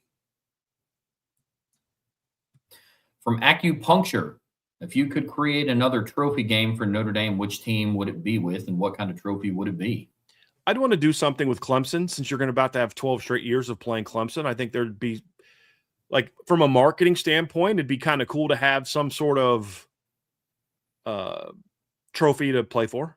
Certainly. I don't know what kind of trophy it would be. I'm not that creative, to be honest with you, but I could tell you, hey, marketing team, go figure this out and let the two marketing teams figure something out. But I would just know we need to have it and then let people that are better at this than I am go out there. And that's the part. I mean, to me, that's a sign of a smart person, is knowing you're not smart in every single area. So there's people more qualified to do certain things. So big picture, I may know we need this. I'm kind of kidding with how smart I am as a joke. But I know that there'd be people that are a lot more creative and original and those type of things. I would just say, hey, give me this. And then I'd want to have some say over it as the AD or football coach or king of college football or something. But I think Clemson would be it. Agreed. I think Clemson's a choice there. I'd make it the cash machine trophy. The cash machine. You got to have something that's like means something to both teams. Otherwise, it's just a Notre Dame thing and it's just a shot at them. But that is very funny. That is very funny. From Travman, is there any information on progress of the Jack and Kathy Shields Hall? I know the completion date is fall of 26. However, it seems Notre Dame media hasn't released much info. Thanks. You guys are the best. Well, because they haven't released much info, I don't have anything else for you. The reality is that kind of stuff they kind of put out at the same time as they give it to us.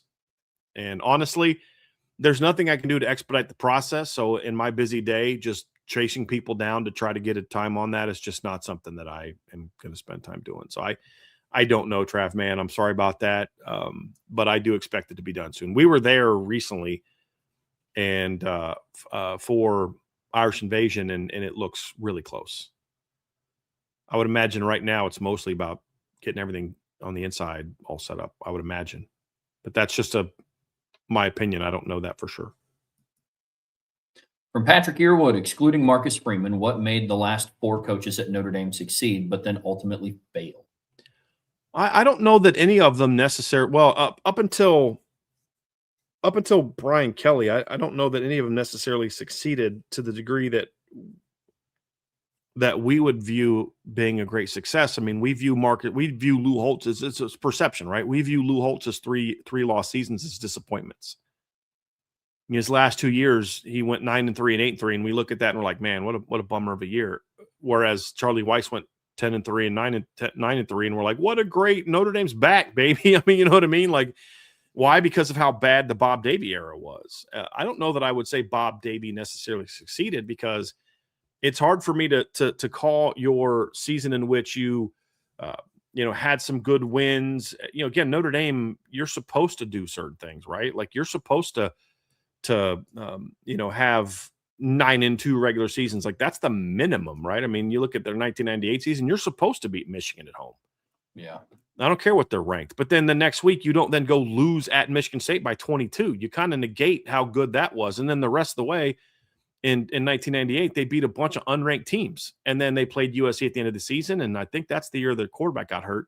Yeah, Jarius Jackson, they had to play like Eric Chappell and somebody else who lost 10-0. And then you went to Georgia Tech and you got beat in the bowl game. So that year you went, 1-1 against ranked teams and went 0-2 against unranked teams. Like, that's not a success. You finished number 22 overall. And then in 2000, you go 9-2 in the regular season. You beat a good Texas A&M team, but they were ranked number 25. You should have beat a team like that at home. You should have beat number 13 Purdue at home. But then I don't want you to lose in overtime to Nebraska and then go on the road and lose to Michigan State. And then the rest of the way, you beat a bunch of unranked teams and you get annihilated in the Fiesta Bowl by Oregon State.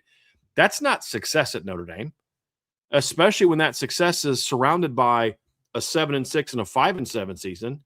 And then the second time, a 5-7 and a 5-6 season. So I don't know that I would call that necessarily great success. I just say that's kind of an average minimum expectation. Like, your best was like the floor of what a coach should ever do at Notre Dame. Same thing with Ty Willingham. So I don't know that I would necessarily call those success. I think the closest thing to success would have been prior to Brian Kelly was Charlie, because Notre Dame was like legitimately good in 2005. They went toe-to-toe with one of the best teams in the country, whereas those teams for Bob Davie, whenever they played anybody really good, got destroyed. Yeah. And but like 06 was more like those. That 10-3 season was more like they played 3 good teams. They played 4 good teams all year, beat one of them, and got smacked by the other 3. Obviously Michigan, USC, and LSU. But Brian Kelly is the one that had success, because Brian Kelly's the only one that had any kind of string of success. But that didn't come until post 2016. I mean, it took him, 11, 12, 13, 14, 15. It took him till his 7, 8, 9 seasons that he ever finally had any consistent success. The 2012 season was surrounded by 8-5 and 9-4, and that 8-5 season was one of the most disappointing seasons in Notre Dame history of my life, because that team had no business being outside the top 5 at any point in time that season. And so I just I think Kelly, I don't know look, I love to bang on Brian Kelly. Bob Davie failed because he wasn't good enough to be a head coach at Notre Dame. He wasn't willing to take chances as a coach. He wasn't a good enough recruiter, and he made bad hires in certain spots. He also made he had some very good coaches working for him. He didn't get Notre Dame. And he was someone who constantly made excuses for Notre Dame. Why couldn't win? Ty Willingham did the same thing. Ty Willingham didn't win because he didn't work hard enough. I think I've shared this story before, but I was told this story and have had it confirmed by multiple people. But Mark Sanchez visits Notre Dame over the summer, right? And summer visits didn't happen a whole lot. He was like the number 1 quarterback in the country. He was USC and Notre Dame. And he comes on campus and he gets meted by a GA. The OC's not around on campus, and Ty is literally golfing. And it got to the point where eventually Bill Diedrich showed up, but then Ty Willingham had to be forced to come off the golf course and come meet with the kid. He was going to meet with him afterwards. Ty just didn't work. And the thing about it is, okay, that's fine if you're going to hire the right people around you to do the job, but he didn't. There were some good coaches on his staff, but there weren't enough of them. And that's ultimately why Ty failed. Brian Kelly had a similar problem to Ty Willingham. He just was better than Ty Willingham. He didn't want to work. He made too many excuses. He just was a better coach than Ty. The reason Charlie worked early and then ultimately failed is because Charlie worked. He was a hard worker. He loved Notre Dame. He embraced Notre Dame. He embraced the things that made Notre Dame different. And he was a great offensive mind that could take already developed players and turn them into successful players. The 2 reasons he failed are very simple. Number 1, he was bad at hiring defensive coaches. He had no concept of how to hire defensive coaches. He did not make one good defensive hire his entire time. And then number 2, he just did not understand and appreciate how important it was to develop players from a technical standpoint. That's why his teams were so undisciplined and always behind fundamentally. And all of those things were issues. You got to be better than that. And he wasn't. So all of them had parts that went well together. If Brian Kelly recruited the way Charlie Weiss did, Brian Kelly would have had a much different tenure at Notre Dame. If Brian Kelly hired position coaches more consistently, effectively, like Marcus Freeman has, he would have been more successful. They all had a little something. Or at least the last 2 had a little something. The first 2 were just bad coaches who had no business being in Notre Dame. Bob Davie had no business being the head coach of Notre Dame. Ty Willingham had no business being the head coach of Notre Dame. Simple as that. Rolling here on the Irish Breakdown Podcast, brought to you by our friends over at FanDuel. We have the Friday free-for-all mailbag going on, getting us kicked off. Here's Time Cone. Who is more likely to be the next Notre Dame head coach after Marcus Freeman? Mike Mickens, Charlie Partridge, Mike Elko, Clark Lee. Yes, Ash is not on the list. I don't know any of those guys. None of those guys. Mike Mickens and Charlie Partridge, I don't view as head coaches. Mike Elko is not leaving the South to come Notre Dame. I don't know why he would. Clark Lee, I don't. Clark Lee's a good football coach. I don't know that Clark Lee is a Notre Dame caliber coach. I don't know that he would be a dynamic enough recruiter. I just don't know. I'm not saying he'd be bad. I just don't. I have some doubts. I know that every time there's a coach, we want to like tap into the guy that was in here once, and I don't know that that's necessarily the way to go. You go out and get the best possible coach you can get, and it's very rarely going to be somebody like this. Just just don't think that it will be. And the next time they have a head coaching, let's go find that hot young coordinator who's never been head coach. It worked out with Freeman. Yeah, because Freeman's unique. Too many times people get into it worked this time, so let's follow the same exact formula the next time. That's like USC saying, hey, listen, let's set us our top 4 coaches, and let's do a thing that we actually get turned down by all of them. So then our 5th option becomes Pete Carroll. But you can't replicate that. He was unique. Pete was uniquely qualified to thrive at USC. Marcus Freeman was uniquely qualified to thrive at Notre Dame, despite having not been a head coach. Same with Dabo, same with Kirby. It's not the new formula. The formula is to get the best coach for your program. Sometimes it's a guy like Marcus Freeman, who was an assistant coach at Notre Dame. Sometimes it's, hey, here's where we are. We're going to go outside the program and go get this guy. Who that is, I don't know who that is right now. And I hope that we don't have to find out anytime soon. That's more so where I'm at.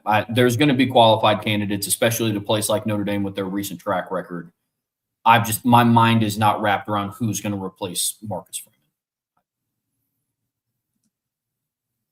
From J. Melvin Bryan, I was watching Brian Smith the other night, and he was talking about how Alabama has no money. Do you know anything about that? And Brian, and how bad will this get for them? I don't necessarily agree with Brian's takes and a lot of people's takes on this. Alabama hasn't offered a ton of kids. They're not recruiting a ton of kids. They're not in on a ton of kids. And this notion that, it just fell off a cliff. I don't know that I buy that. I have some issues with that, because my understanding, and I have heard this before, is that Alabama came into this cycle saying, hey, we're going to have a smaller class. We don't have a lot of older players. We don't have a lot of veteran players. We're going to, focus our time on keeping the players that we have. I think that there's a little bit too much being made. I mean, Alabama just had the number 6 class in the country last year. They signed 27 kids. They've done well in the transfer portal. I think that more is being made of this than I would make of it. Is Alabama rolling in dough the way that Texas A&M is? No, which means they've got to be smart about things. And right now their focus is on, we want to keep the guys that are currently on our team. There's a couple juniors this year that are going to be making NFL decisions, and we want to have some extra money to throw at them to convince them to stay for the 2027 season. And then you see Alabama's a lot more active in the 28 class right now. And that tells me that there's some strategy behind it. Now, have they also had some misses? Absolutely, they've had some misses. I don't think they wanted Kenneth Simon to flip to Tennessee. Right. So they're not recruiting well, but that's combining with some other things to make it look like it's worse than it is. And I don't think that it is. But yeah, they it's not that they don't have money. They just don't want to spend money on this high school class. I also think if you're looking at it, there's probably one more portal class that's going to be like it was. Because as I've said, I don't know that this legislation is going to get us passed as quickly as we hope that it does, if it gets passed at all. I think we'll probably see one more portal class go through, and I think you're going to see some schools kind of save some money to say we're going to go all out on next year's portal class, because it won't be like that in the future where everybody can jump in, because a lot of guys will have already transferred once and they won't be able to jump in again. And so I think the first couple portal classes won't be as sexy as they've been in recent years. So I think that's all part of the strategy. Will it work? I don't know. Look, they're not, and I can also say they're not recruiting well right now. Two things can be true. They're not having a good year, and it's not as bad as people are making it out to be. For sure. And Alabama will finish strong. Let things all sort out. If Alabama's got some money left over because of certain things, then they're just going to go out there in November and offer some kid, here's $1.5 million, flip this kid from somewhere like that. That'll happen too. All right. We got one from Gideon Rosa. How much improvement do you expect to see from DJ McKinney now that he doesn't have to guard team's number 1 receiver? Production prediction? Gideon, I don't know that DJ's issues last year were having to guard the number 1 receiver. And I also don't think that just because he's going to be playing opposite Leonard Moore that he's not going to be guarding the other team's number 1 wide receiver. It just depends on how Notre Dame decides to play. I think that we're in this world of, hey, well, look what they did against USC last year, so clearly they're going to do this. They didn't have Leonard Moore guard the other team's number 1 receiver in the next set of games. He played boundary. And so I don't know that I believe that they're just going to, hey, DJ, you're going to always be opposite of the number one receiver. He's going to have to guard some teams' number one receivers. It's not so much improvement as it's get back to what you were health-wise. I think technically he's a pretty sound player. I think he's a pretty smart player. He's a pretty athletic player. He's just banged up last year. So if we just get the 24 version of DJ McKinney and not an ounce better, that's a heck of a player as long as he's healthy. That's really the thing. It's just getting him back to full speed is going to be really and comfortable in the defensive system. I think those are the two keys for DJ McKinney. Production. I'm hoping that he can be in the top 10 in college football in passes defense like Christian Gray was last year. Notre Dame, I believe, was the only team in college football last year that had two players, two defensive backs that ranked in the top 10 in passes defensed per game. That's breakups and interceptions combined in passes defense per game. And Christian Gray ranked higher than Leonard Moore, as you'd expect, because he was getting targeted more. But both of them, I think Christian Gray, I believe, let me look it up. I think he was fifth last year in passes defense per game. Yeah, he was fifth, 1.30. And he was as close to number 4 as number 3 was to him. And he was closer to number 1 than number 8, Leonard Moore, was to him. So he was closer to number 1 than Leonard Moore was to Christian Gray. Now, that's not saying he was better, because Leonard Moore had a better passes defense rate per target than what Christian Gray had.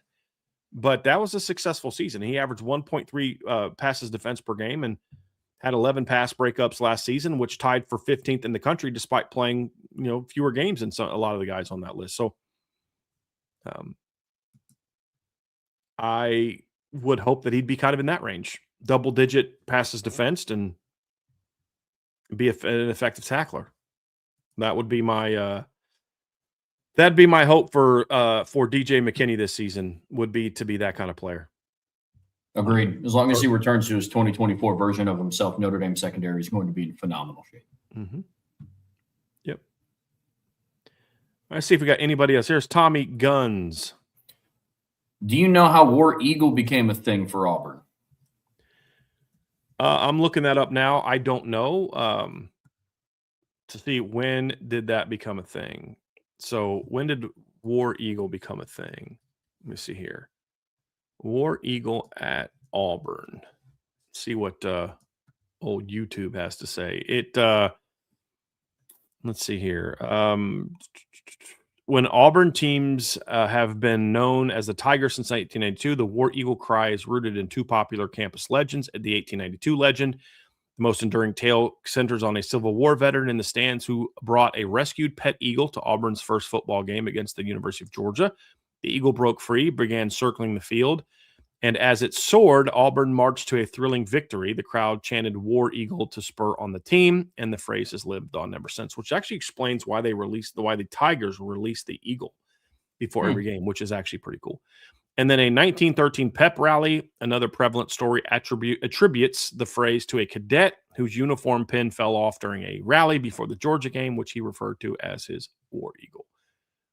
So the first one makes a lot more sense, because that kind of goes with what they did. But yeah, that's what it says.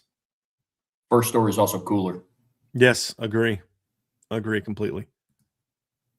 From iCave03, without Neighbors, Brian Thomas Jr., Fuller type of wide receiver 1, do you think Denbrock will have to bring out his more complicated and creative schemes in order to consistently score against elite defenses? No, not at all.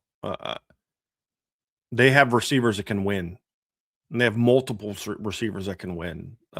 What having those kind of guys does for you is it makes it easier to game plan for specific players, and it means you're going to have a generational record-setting offense that's way beyond anything you've ever done. I mean, they were almost a full yard better than what the 19 offense was. Crazy. Notre Dame doesn't have to be that. Notre Dame could be at 7.3 yards per play again next year, and they're going to be just fine and just more than capable of scoring against elite defenses. I don't think that's going to be an issue at all. I don't think we always have to kind of look to, hey, let's replicate what he did over here. I just don't think that's necessary. Does it help? Sure. Does it mean that you now have to somehow just out scheme people all the time? No, I don't think so. I just don't, because there's two types of ways to be great, right? There's have that one great receiver, or in LSU's case in 2023, have 2 great receivers. Or I got 5 guys that are all really good, and we run the football, and my quarterback's elite, so we'll be just fine. There's multiple ways to win. Without a doubt. I mean, Georgia in 2022 didn't win a national title because they had a Malik Neighbors, Brian Thomas Jr., Will Fuller. Mm-hmm. From Salty, what are the particulars allowing Kentucky and UCLA to recruit at a level well above expected for first-year coaching staffs at schools with recently pedestrian results? Well, I mean, number one, in this era, you're going to spend money. And when you have a new head football coach, you're bringing him in to win. And usually boosters are a lot more prone to give money to a coach who hasn't shown anything when he's new. You want to give your investment the opportunity to be successful. And the coach is an investment, and you spent money to get him there. And so you're going to want to give him a chance to be successful. And then there's always, when it comes to actually recruiting players beyond just NIL, there's always the excitement of that surrounds a brand new football coach. You know, on campus, there's an excitement. People are fired up. He's speaking before basketball games, all that kind of stuff. And I think that energy and that buzz, and the players are excited about the new coach. So when the players come visit campus, there's an energy level that there wasn't the year before when you're just kind of beat down and defeated. Now, he may not be successful, but you don't know that right now. So I think all those things factor into it. But at the end of the day, it's the NIL piece that's the biggest reason why. We just went out and got a new coach who is a good coach, right? All right, Bob Chesney's case with Will Stein. We don't know that he's a good head coach, but how do you not recruit that offense? Guys, do you know what we've done offensively the last few years at the places I've been? Like, here's my resume, and oh, by the way, here's the NIL money. Look at the success I've done. Look at the track record I have. And that's going to generate some excitement on top of being able to be competitive for certain kids from an NIL standpoint. And so I think that those all those things factor into it. Plus, you're getting rid of a failed coach and bringing someone who clearly had some level of success and recently, which is why he got hired as head coach. So I think those are the reasons why. Makes sense. Another one from Salty. James Franklin was recently rated one of the top 3 coaches in the ACC. Is this appropriate given the lack of any competitive results to date? I wouldn't have ranked him in the top 3. In the ACC? Yeah. Who'd be your top 3? Not arguing, just asking. I mean, probably the 3 that we talked about: Rhett Lashley, Dabo Swinney, and Mario Cristobal as of right now. I mean, I think James Franklin projects to be one of them in the next couple of seasons, but before he coaches a game in the ACC, I'm not going to put him as one of the top 3 coaches. Like, it's different for every – like, if Kirby Smart went to the ACC, I'd put him up there, but he has a proven track record of success at Georgia, and he's at the Power 4 level. James Franklin, I'm not quite ready to crown him that yet, personally. Like, I think he's going to do well at Virginia Tech. I don't know if he's to the level yet where I'm ready to crown him as a top 3 coach in the league. I'd put him ahead of Rhett Lashley right now. If we're talking about Dabo, I don't know that I put him ahead of Dabo because Dabo still has recent success. I mean, we have playoff appearances. He's, 8 years ago, national championship. 6 years ago, played for the title or played in the playoffs. 7 years ago, played for the title. I mean, there's still enough in his background. But when I look at James Franklin and compared to Rhett Lashley, number one, we watched them go against each other 2 years ago, and Penn State completely they outcoached them, and their quarterback was more prepared to handle the moment and all those other type of things. And we're talking about a coach that had his team in the semifinals 2 years ago. The year before that, they were 10-3, ranked 13th. The year before that, they were 11-2, ranked 7th. In 2019, they finished 9th overall. And in 2017, they finished 8th overall. 2016, they won a Big Ten championship, finished 7th overall. And he had 2 back-to-back seasons of 9 wins at Vanderbilt. So he's proven that it wasn't just Penn State specific to his success. I think James Franklin is not a great game day coach, and that's why he could not beat the Ohio States and Michigan when they were good. Like, every time you look at him beating Michigan, it was always a year where Michigan wasn't as good as they were in the other times, and they would have some of those wins. But it's why he couldn't beat Notre Dame. But he's certainly proven he can beat everybody else for the most part until this past season. And there's been a couple up and down years. But I think my personal opinion is, and Trev, you made some very, very good points. And I get that, where those coaches have proven they can win at the schools they're at, and he hasn't proven he can win at the schools he's at. That's totally fair.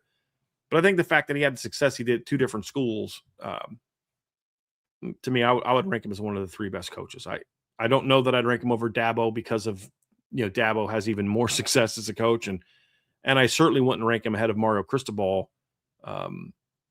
just because of the last two, the recent success at that school and resources and all that other kind of stuff. But I think he'll very quickly, and I think this is kind of what you're saying.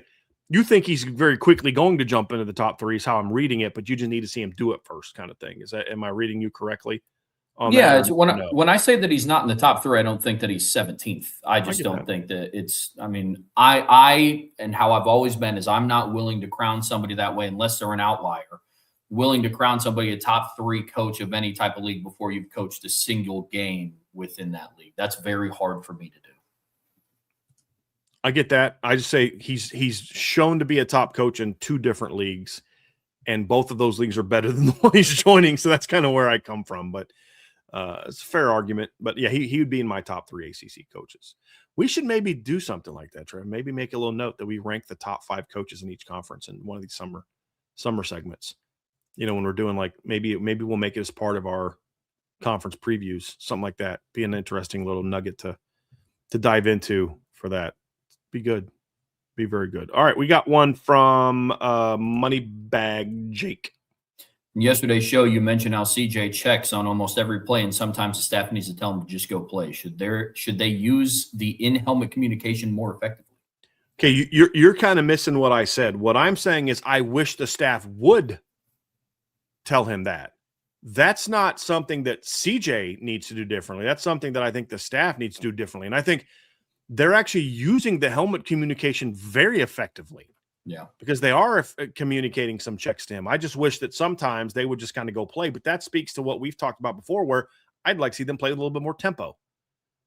And I think those are the times just line up, make your read, and go. And if it's not there, then you've got to check down, or you build in concepts that, hey, if they go to this coverage, it maybe takes away our front side read, but our backside tag is such that we can have something for them there in that instance. But that's more of a Notre Dame thing, not a CJ thing. And I think that it actually speaks to them using the helmet communication more effectively. I think, if anything, I kind of think they benefit from not having the helmet communication in certain instances, and just let them go play. Maybe you're putting a little bit too much in there. But no, I mean, I don't know that I necessarily take it. I don't know that you took it the way that I intended it. That's more of a personal preference. It's not that they're doing something wrong. They're taking advantage of having a really smart quarterback. I just wish sometimes they just say, hey, man, just line up and go.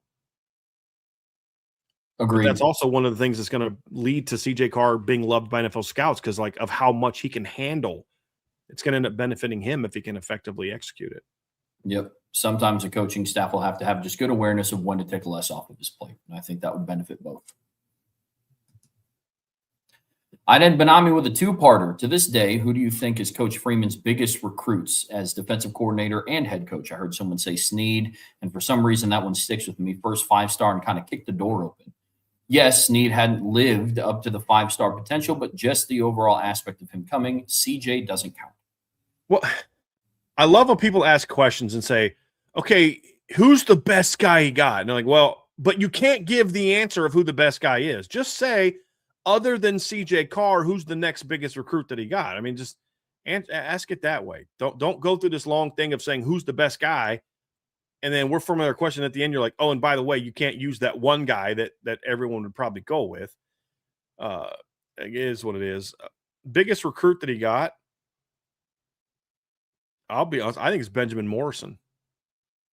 As far as the first big one, I know Jalen Seed was ranked higher, but I don't know that recruiting linebacker has been a problem. Getting Benjamin Morrison and then Benjamin turning into what he turned into, I think did help them recruit that position much better in the future. It certainly helped recruit Christian Gray. It helped recruit Leonard Moore. You had proof of concept. Hey, this is what Mike Mickens can do. This is what you can do. You can be a stud cornerback and come Notre Dame and be that guy. And so I think that one was even bigger. It also showed off their evaluation chops. I don't know that getting Jalen Snead had any long-term impact on, hey, you got this 5-star. Now all of a sudden that opened up the floodgates to getting 5 stars. I don't know that it had any kind of impact. I think that the Benjamin Morrison one had an even bigger impact on what you've been able to recruit to the position in the future. If I can't use CJ, that's the one I'd probably go with. Yeah, I'm leaning towards BMO. That's just such a big recruit for what it did for the program down the road as well. And they say biggest recruit. I mean, we could start talking about like Rodney Dunham and the highest ranked guys. I mean, I think Rodney Dunham's probably the highest ranked non-offensive lineman they've got. But my whole point is it's the guys that you got that laid the foundation for those guys that I think I usually tend to lean towards. Not ready to crown also him. Jeremiah Love is another one. I mean, Yeah. that'd be my offensive one, because he was a top 100 recruit. You went south-ish, St. Louis, you beat Oregon, you're able to get this kid in and he turns out to be what he turns out to be. I think that certainly helped your recruiting as well, because he became a genuine star. I mean, it wasn't just he was the best running, but he became a genuine star. I mean, he's on commercials. I mean, no, I don't know if he's actually been on a commercial. He's on a lot of advertising. He's a guy that gets talked about a lot. He's got the love thing. I mean, he's on ESPN all the time. Like, he became a genuine star. And I would say Jeremiah Love was an even bigger recruit than CJ was. He certainly had a bigger impact so far than what CJ has. And he was a top 100 recruit. So I defensively, Benjamin Morrison. Offensively, I'll go Jeremiah Love. Yep. Even if I could include CJ, by the way. Not ready to crown him this yet, but we could see a lasting impact from Caden Finley coming to Notre Dame too. I mean, you're able to win a wide receiver recruiting battle over Texas, where his dad, that was his alma mater. Some stuff has to happen. I don't know. He has to do well. I mean, if Caden Finley, this is your point, right, Trev? If he comes to Notre Dame and does well, you now can go hey, look, we got a kid whose dad played at Texas, from Texas, came up to Notre Dame, and look what he did. That's going to help you a bunch. That's a good one. It's a good one. From John A1, would your 2026 team rankings be different if you went off of pure talent, including potential? For example, Cam Williams is the most gifted wide receiver on the roster. The wide receiver room was graded off of his. Would the room rank higher? Yeah, because you'd have a top 50 national recruit. I mean, if you think about it, if this is based off talent, Notre Dame's receiving core does not take a back seat to many people. I mean, you had Mylan Graham was a top 100 recruit coming out of high school. Quincy Porter was a 5-star recruit coming out of high school. I think Cam Williams I think he was a 5-star on one of them, I believe. But he was a top 50 recruit on 2 of them. Let me pull his recruiting profile up. Yeah, he was a top 50 recruit by two of the recruiting services coming out of high school. Micah Gilbert was a high 4-star recruit. Jaden Greathouse was a high 4-star recruit, borderline top 100. I think he was top 100 by one service. And then, of course, you got Caden Finley, who was a top 100 recruit. You've got a lot of talent there, a lot of highly ranked guys. If you're just going off God-given talent, I don't know that there's a whole lot of teams that have somebody better than Cam Williams outside of Texas and Ohio State. Just God-given ability.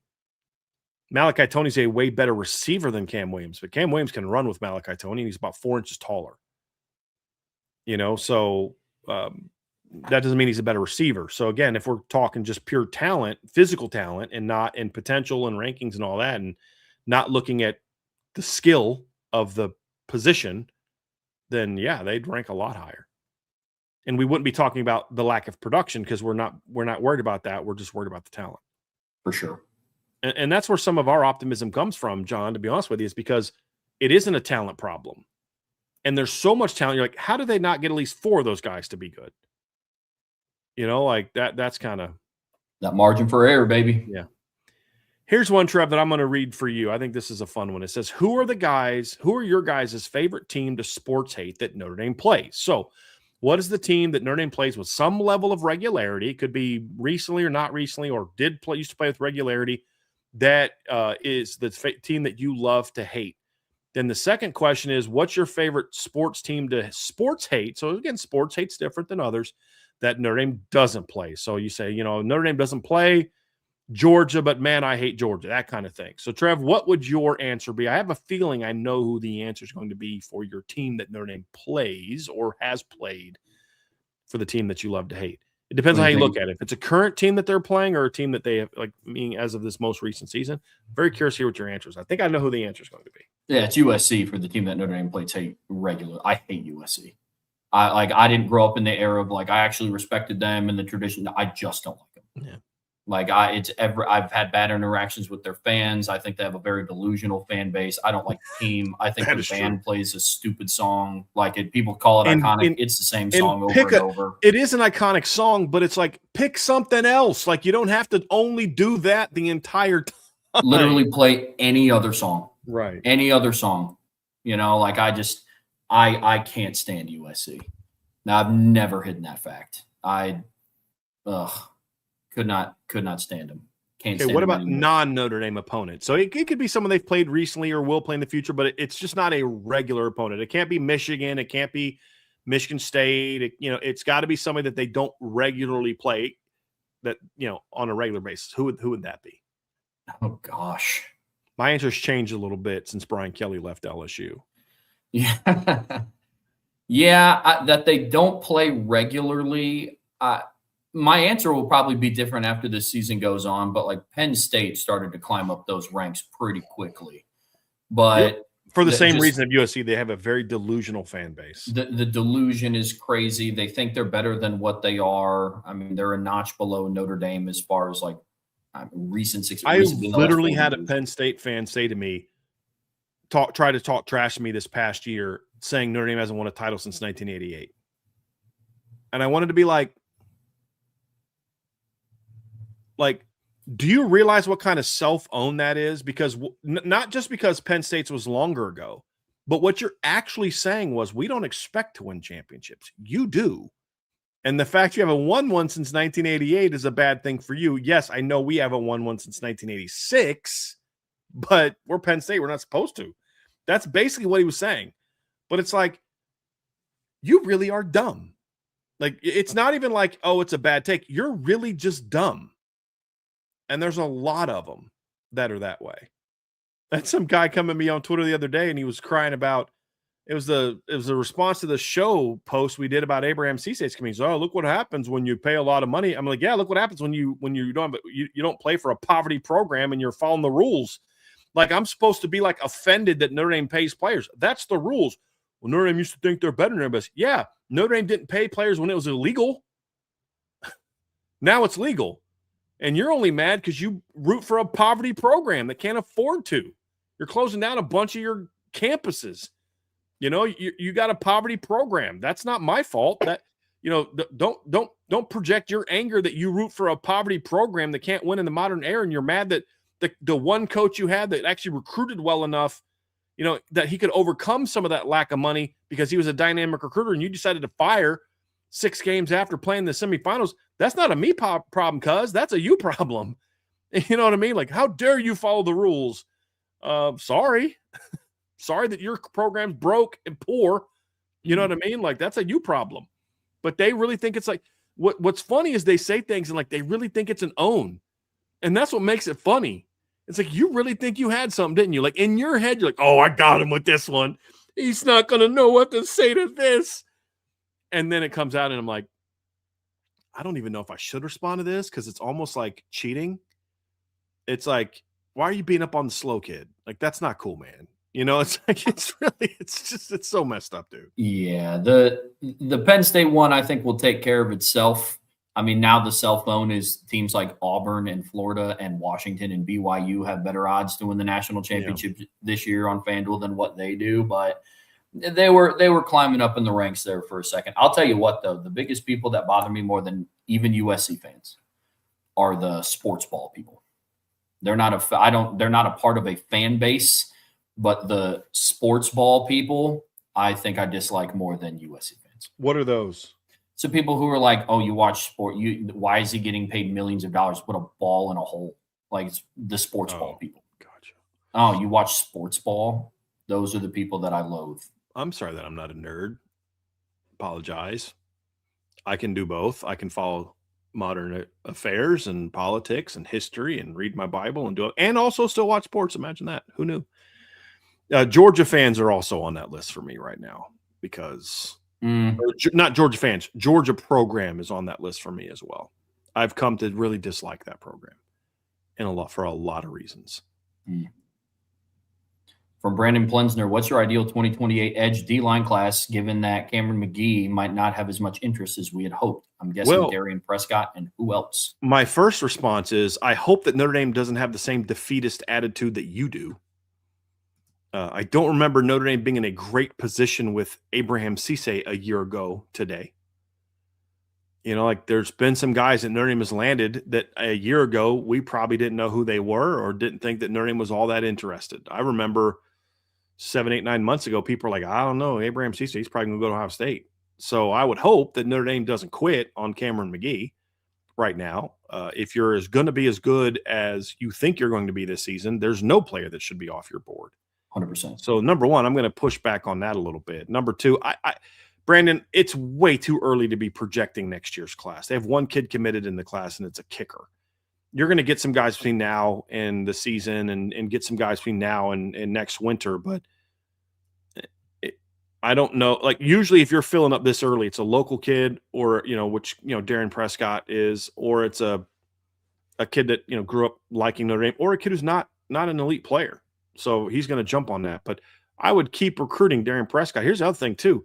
You just landed back-to-back classes with Rodney Dunham, Ebenezer Utade, Abraham Cisse, Jackson Vaughn, and Aiden O'Neal. You don't have to rush into your 28 DN class. You can let this thing play out till the very end because there's some good football players you're going to be able to flip down the road. Getting Abraham Cisse and Jackson Vaughn in the last month is exactly why you can take your time with a guy like Cameron McGee who may not love you right now. I would go hard after Darren Prescott. Hard right now. After that, I'm going to still keep recruiting Cam McGee. I'm going to still keep recruiting Asher Giotto. I'm going to still keep recruiting Asa Birch. I'm going to still keep recruiting Tyzon Swan. I'm going to still keep recruiting Cam Toomey. I'm going to still keep recruiting a lot of the guys that are the top players in the country. And then I'm also going to let the board play out. There's some guys that aren't even on the board right now, Brandon, that I think that they're going to go after. So, Aiden O'Neal didn't get off. David Fuller, who would have thought David Fuller Runcho would have been Notre Dame's highest ranked recruit a year ago today?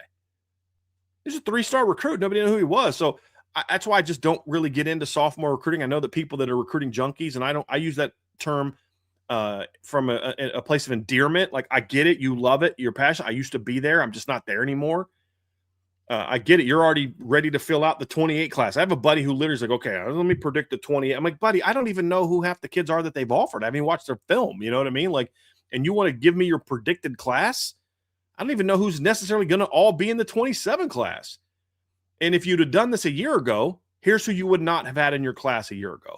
Chant Mons, Lathan Wissington, Jackson Coleman, Oli Olbabola, of the top guys, Abraham Cisse, Jackson Vaughn, because he was a 28 kid, Roman Igwe-Buikwe, if Notre Dame gets him, Xavier Hassan, Zayden Gamble. None of those guys would have been guys you'd have projected into their class a year ago.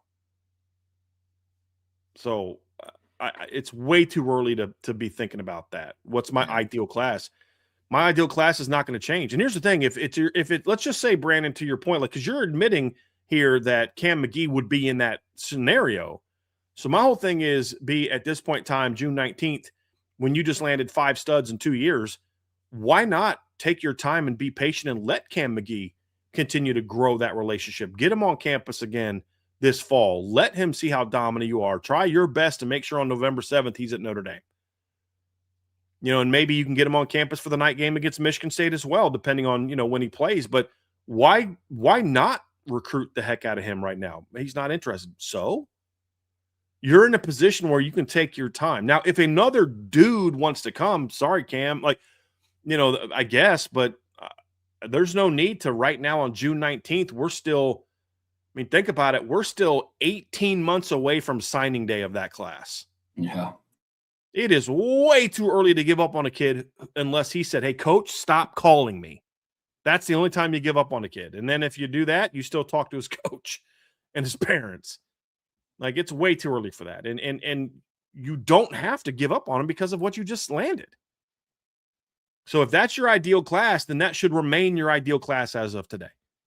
Now, what you also do is you still recruit and build relationships with other kids, but you don't give up on Cam McGee. That's still my ideal class.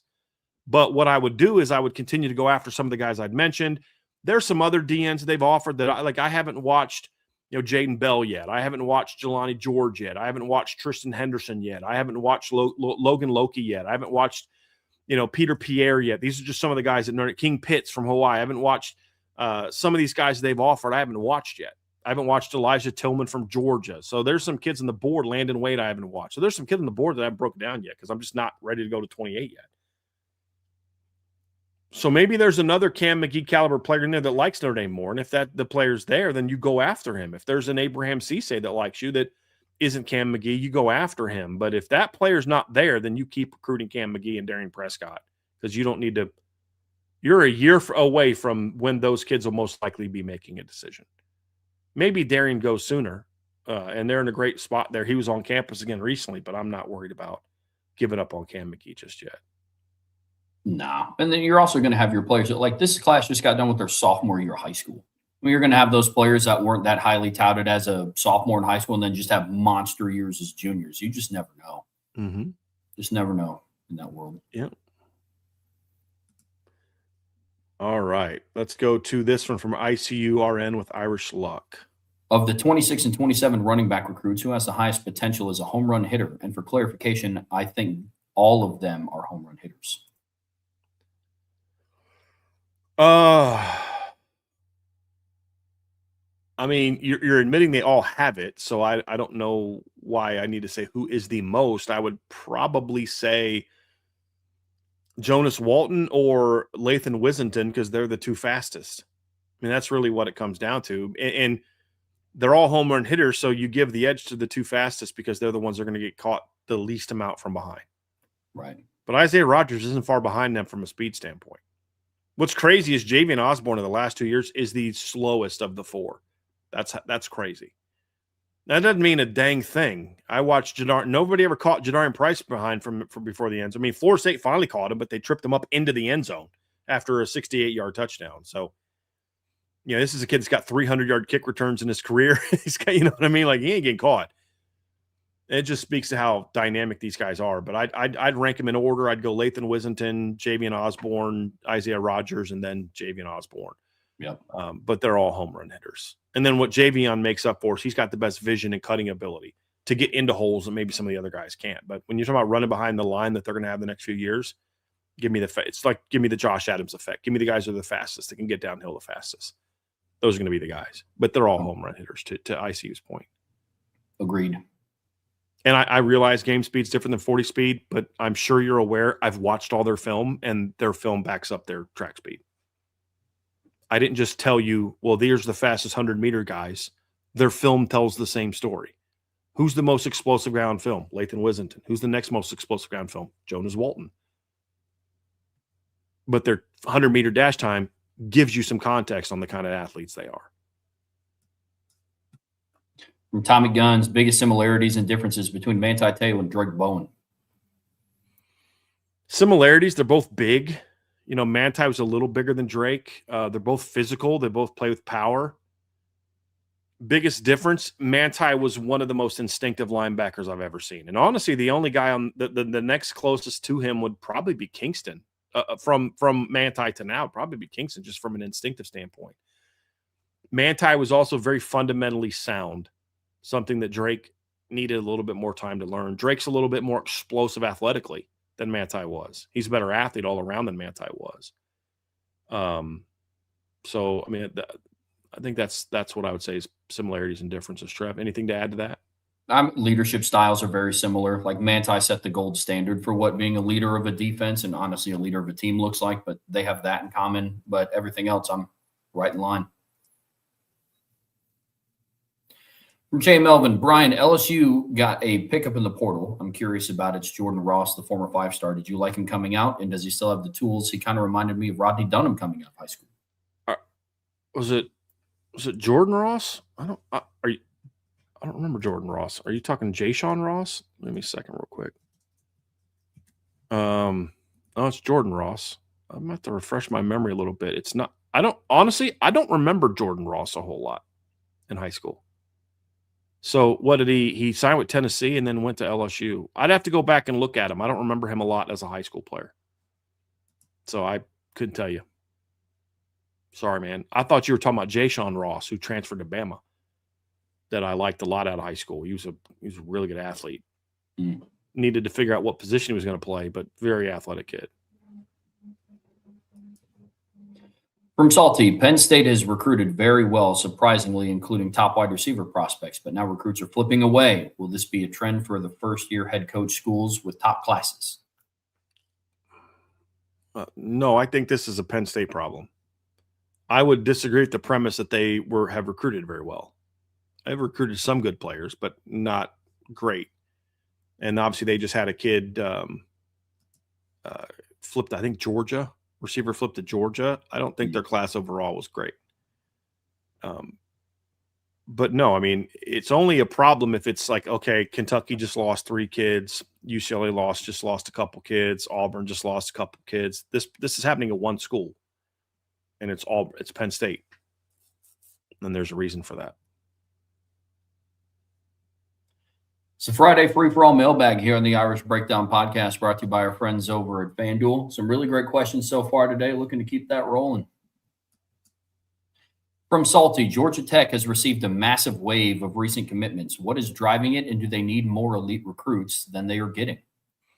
To do what? I mean, Salty, to do what? To be competitive in the ACC is a 9-win team every year? No, they're doing fine. To compete for championships, yeah, of course they're going to need to get more elite recruits, not just elite from star rankings, but also elite potential.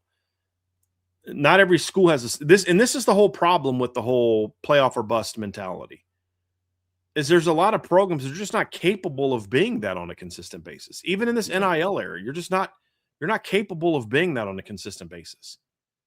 And so you get into these situations where a coach is doing a really fine job. He's winning 8 to 9 games a year. Occasionally has that 10-win season, and you should be happy. But because he hasn't done well, what about that other school in our state that's winning championships? Yeah, they're not you. You're not them. But to maximize Georgia Tech as a program, what is driving it? It's a good program. It's a good school. They got engaging coaches. They've got some money to spend. I mean, it's the same thing that's working for everybody. That's had recent on-field success. Yeah. Yeah, they're coming off of a good season. They've got some money. They're, coach is a bit of a meatwad, but he's a, likable guy. They've got some assistant coaches that are likable. They've, they play a fun style of ball, and it's in Atlanta, so, and it's in a part of Atlanta, having been on their campus. It's like, that's a nice part of Atlanta to be from. It's like every big city. There's parts that you love and there's parts you don't love. So I'm not going to Chicago. There's crime. I said, well, then stay away from the crime-ridden areas. There's a lot of non-crime-ridden areas that are gorgeous and great to hang out at. You know what I mean? It's like every big city is going to have those parts that you don't want to go to. It doesn't mean you avoid the whole thing, because there's some places that are safe and beautiful and fun to hang out in, and Atlanta's no different. At least the last time I was in Atlanta. But every city's like that. That's how my hometown is. Like, there's parts of Norfolk I love hanging out in, and there's parts of Norfolk I would not go to. I mean, well, now I wouldn't go to. I used to hang out at them all the time when I was younger, but like now I wouldn't go to. But that's every big city. And so, but where they're at is a really nice part. And I, at least when I was around there, and there's a lot to like about the program. Yeah. But yeah, I guess it just depends on what you're asking them to do. To be Notre Dame, sure, of course, they're going to need better players, but that shouldn't be the standard for Georgia Tech. Another one from Salty. Which school is currently Notre Dame's chief rival in recruiting? Oregon, Miami, Texas A&M, USC, or someone else?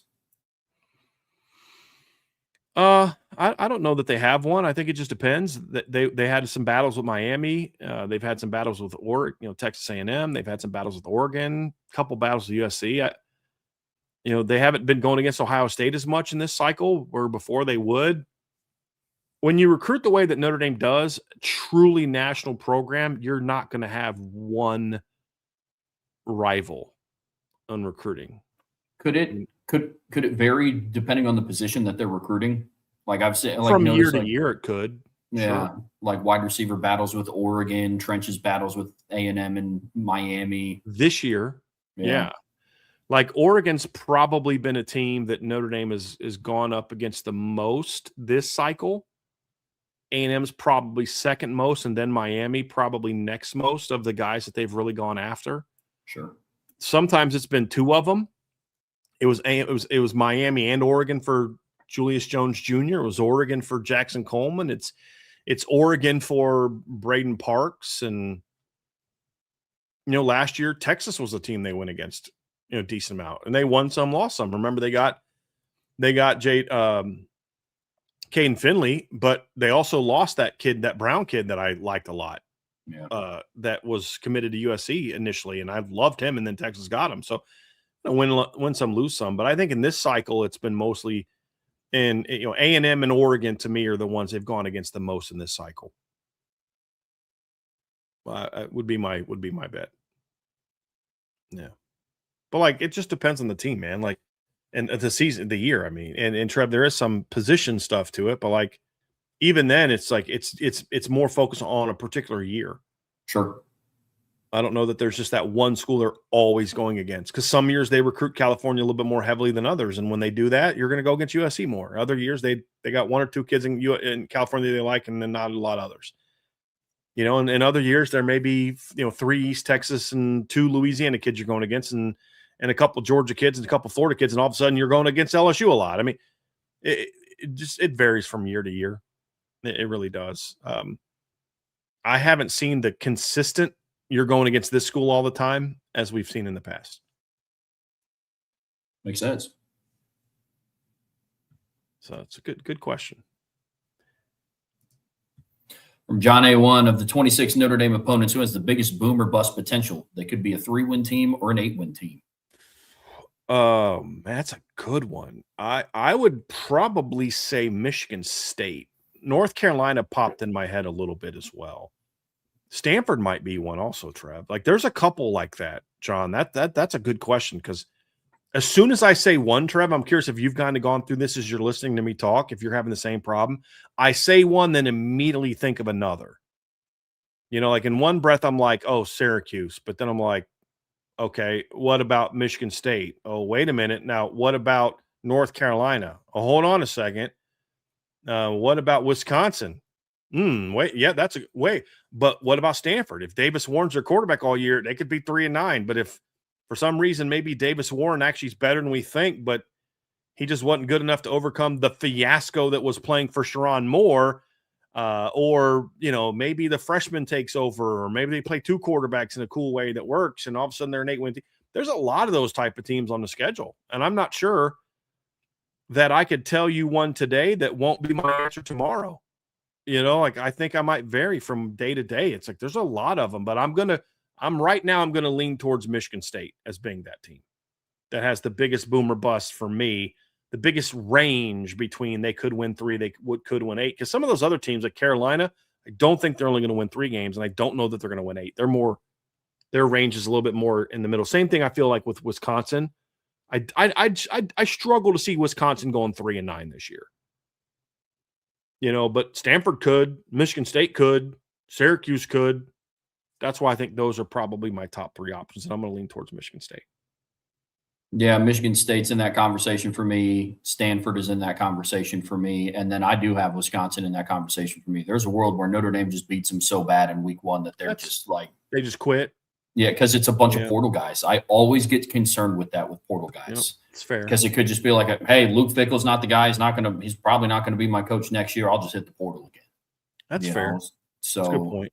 That's one thing that I'd be concerned about with them, because they're one of the few teams that I could also see with an 8-win ceiling. It was I thought about Purdue, and it's I just don't see a world where they have 8 wins. North Carolina, I just don't know if I see a world where they get 8 wins this year. But Wisconsin it's more so I could see Wisconsin achieving the 8 wins more so than being a 3-win team.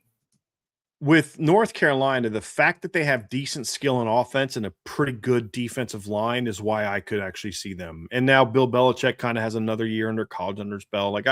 I could see, and their schedule's not super brutal. That's why I could see them maybe being an 8-win team, but that's a good point. It's a good point. It's good stuff. Another one from John A1. Does the offensive line have more depth or less depth than last year? More, in my opinion, because I think there's more guys ready to play. You lost Emil Wagner. You lost Billy Schrouth. Was Ty Chan on the team this past season? He was on the team this past season, correct? Or did he transfer the year before? I think he transferred the year before because I don't think Notre Dame had any portal losses. I don't think so either. So now you've got Will Black's here. He's now a sophomore. Matty Augustine's a sophomore. Cam Herron's a sophomore. I'm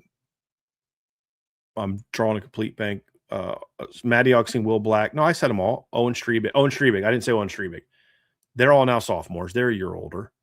Your sophomore class from last year are now juniors. And that's Anthony Knapp, Kirby Lambert. You haven't lost anybody from that class. You've still got Silas Prescott. You still got Peter Jones. None of them left. And then you're bringing in a 6-man class that normally your freshman class can't help you a lot. But 4 of your freshmen are massive, like ready to play now guys physically. Now, Charlie Tom's going to need time and Gregory Patrick's going to need time, but Tyler Merrill's your biggest offensive lineman right now. Ben Nichols is 6'5", over 320. Sullivan Garvin's 6'5", 315. Grayson McHugh's already over 300 pounds at 6'8". And we saw him this spring, Trev, a good offseason, a good summer and good fall camp. He could play if you need him to. Yeah. So I think you got more ready-to-play guys, where Owen Strebig was not ready to play last year. I don't know that Matty Augustine was ready to play last year. Now, Matty's had a great offseason physically, and now he's more ready to play, but he wasn't ready to play last year. Your freshman class is much more ready to play now physically. Now, technically, an assignment, that's another thing, but just some guys, it's you could be the best technician on the planet, but you're not physically ready to play. Yeah. Then you have guys like Joe Otting, who was the number 2 center last year, but now he has 6 starts under his belt. Right. And is still going to be the number 2 center versus last year he was the number 2 center and had yet to start a game. So Absher's that way, yeah. Yep. So now you have more depth, and some of that depth is now more experienced. So, yep. From Brandon Gilbert, do you guys have any unusual food habits that only you do because no one else gets it? For example, I put sugar and pepper on my plate of spaghetti. Don't knock it till you try it. I think I'm going to not knock it, nor will I try it. I'll do neither of those things. How about that? I don't know, because I don't really compare what I do to other people. And I'm a pretty plain eater. I think we've talked about that, Trev. I'm a pretty plain eater. I don't put a lot of things on things. My hamburgers are patty, cheese, bacon, and lettuce, and caramelized onions. Now I've recently started doing that. Pizza, I can do a cheese pizza. If I don't do a cheese pizza, I'll do pepperoni and mushroom. I don't know that that's an unusual food habit. I put shredded cheese and scrambled eggs. Is that abnormal? No, that's about as normal as scrambled eggs get. Yeah, so I don't put. I guess my unusual thing is things I don't do. I don't use pepper on anything. I don't use ketchup. I don't eat ketchup. I don't eat mayonnaise except in tuna fish. I don't eat mustard. I don't use a lot of condiments in that regard. So I think more of my unusual food habits, Brandon, would be things I don't do. I'm a very picky eater. I have a very sensitive palate, unfortunately. But it's also why it's good that I'm a good cook, because then I can make things in my own way. I wasn't sure if I was going to like beef tallow, Trev. I just said I'm going to try it. And so I bought some beef tallow recently, and I'll never not cook steaks. Okay, occasionally I might do something a different way, but I'll never not cook steaks and beef tallow now. It's just so good. But I don't think that's unusual. A lot of people use stuff like that. But yeah, that would be, I don't know that I have anything weird, Trev, other than just the pickiness. I think is unusual. That I'm a very picky eater.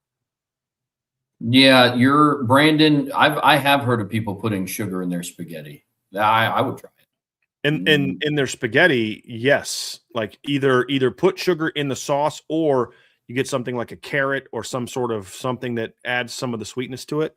But I ain't put it on my plate. I mean, outside of it's nothing that no one gets. I know, I had a friend study abroad who I forgot where she went, somewhere in Europe.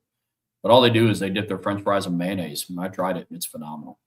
So I do that now, but it's not the only thing that would make it unusual, since there's a whole continent apparently that does that. You know what I mean? It's just unusual maybe to us. Yeah, that's what I'm saying. So it's that no one else gets.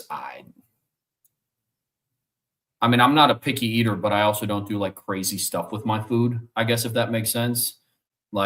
Sometimes I'll dip my pizza crust in ranch. That's not a bunch of people do that. But I'm not doing crazy combinations. Like I know people.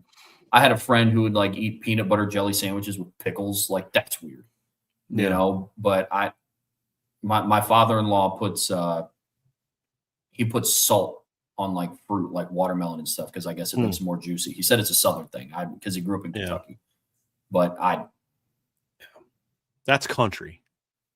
That because I know country people in the North that do that. He just is from the South. But yeah, it's funny when I hear Southern people say, "Oh, I do this. It's a Southern thing." I'm like, "Nah, bro, that's a country thing." Because I know people that work on farms in Ohio and Minnesota that do the same exact thing. That's country. You know what I mean? Like, I got in a debate one time with a guy who said he said that fried chicken's a Southern thing. I said, "Dude, no, it isn't. That is not a country thing. That's a country thing. It just happens that there's a lot more country in the South than there are in parts of the North from a historical standpoint, because manufacturing obviously came to the North before it came to the South. But I'm like, that's a country thing. My family's from Ohio. Like my grandma was telling me stories about how she would do that when she was a kid. You know, like that's a country thing. Some things are just poor things that have somehow been taken into cultures that like, oh, that's something that poor people did all the time. You know, it's like, I had a guy try to tell me, like, where I'm from, we did mayonnaise sandwiches. And I'm like, that's not that's a poor thing. That's something that we did when we were young too. Like, you have a peanut butter and honey sandwich because we couldn't afford, oh, dude, the struggle meals, dude. Yeah, man.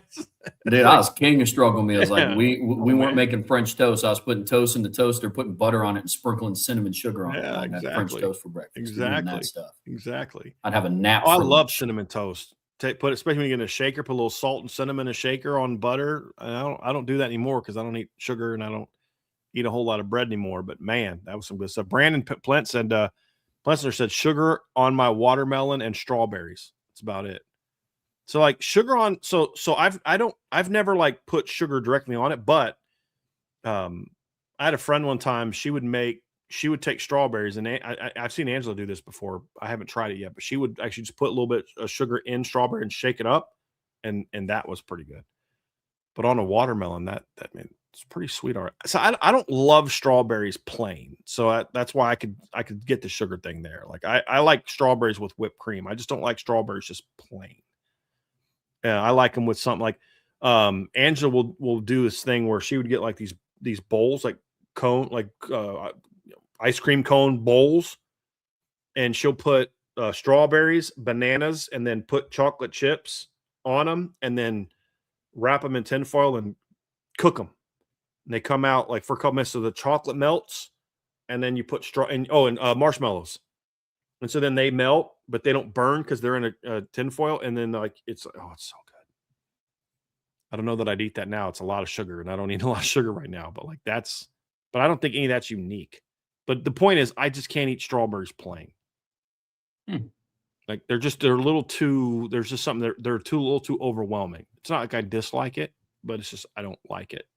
But you give me something to kind of soften the intenseness of a strawberry. I'll do that. I'll do that. Yeah.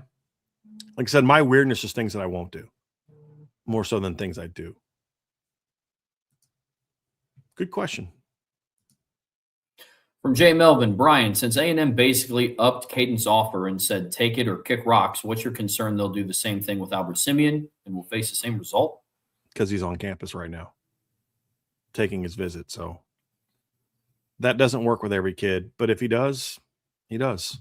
Honestly, I know some of you guys just get wrapped up in recruiting. I had a buddy call me. He's like, so what's going on? I was like, man, I just don't care. Like nothing I can say or do is going to impact what these kids do. That's why we don't cover recruiting on a daily basis like we used to.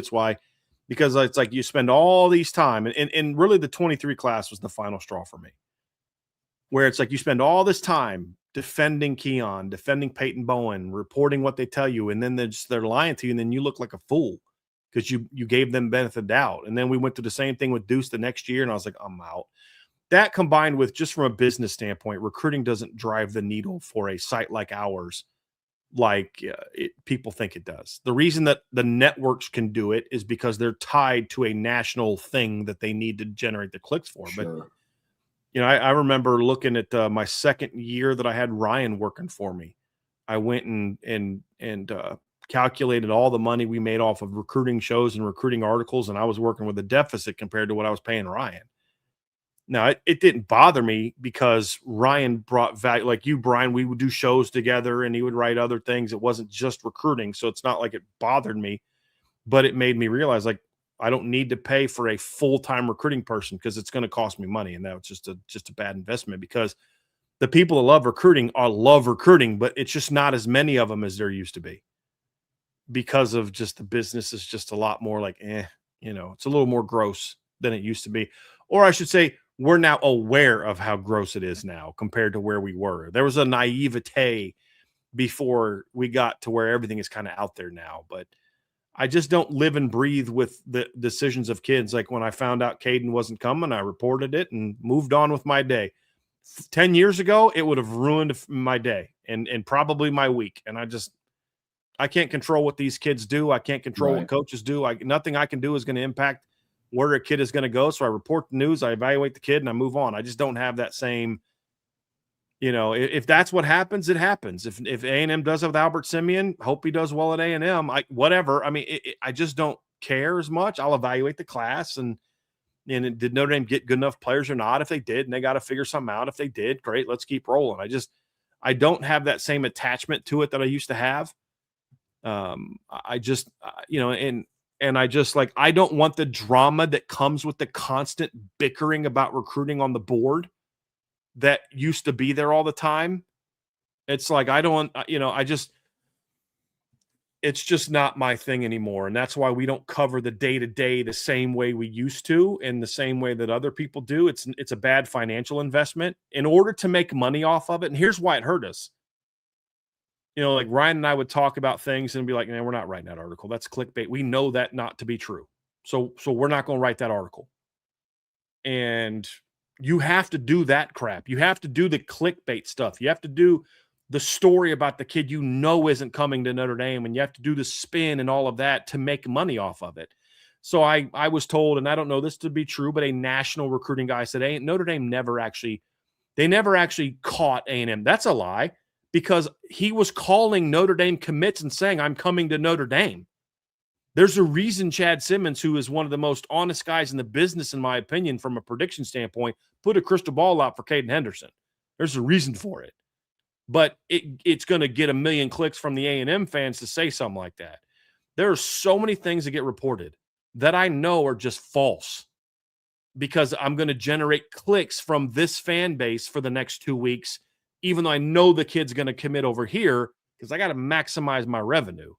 And I just don't want to get into that business. And it's made me not care as much. And it's amazing the things that my buddy who obsesses over recruiting, I'm like, dude, you asked me this last week and I'm giving you the same answer. So you can react to every single clickbait article written, or you can just trust me of where things are, or just say, hey, I'm going to let it play out. Like honestly, if that's what happens with Texas A&M and Albert Simeon, okay.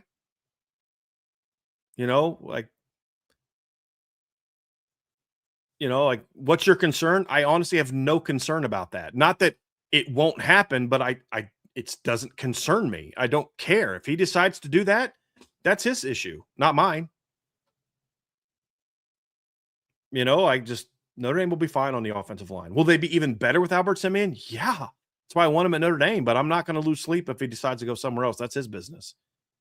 So I just, I'm not Jay Melvin. I'm totally fine because I think you're a young guy based on our conversations.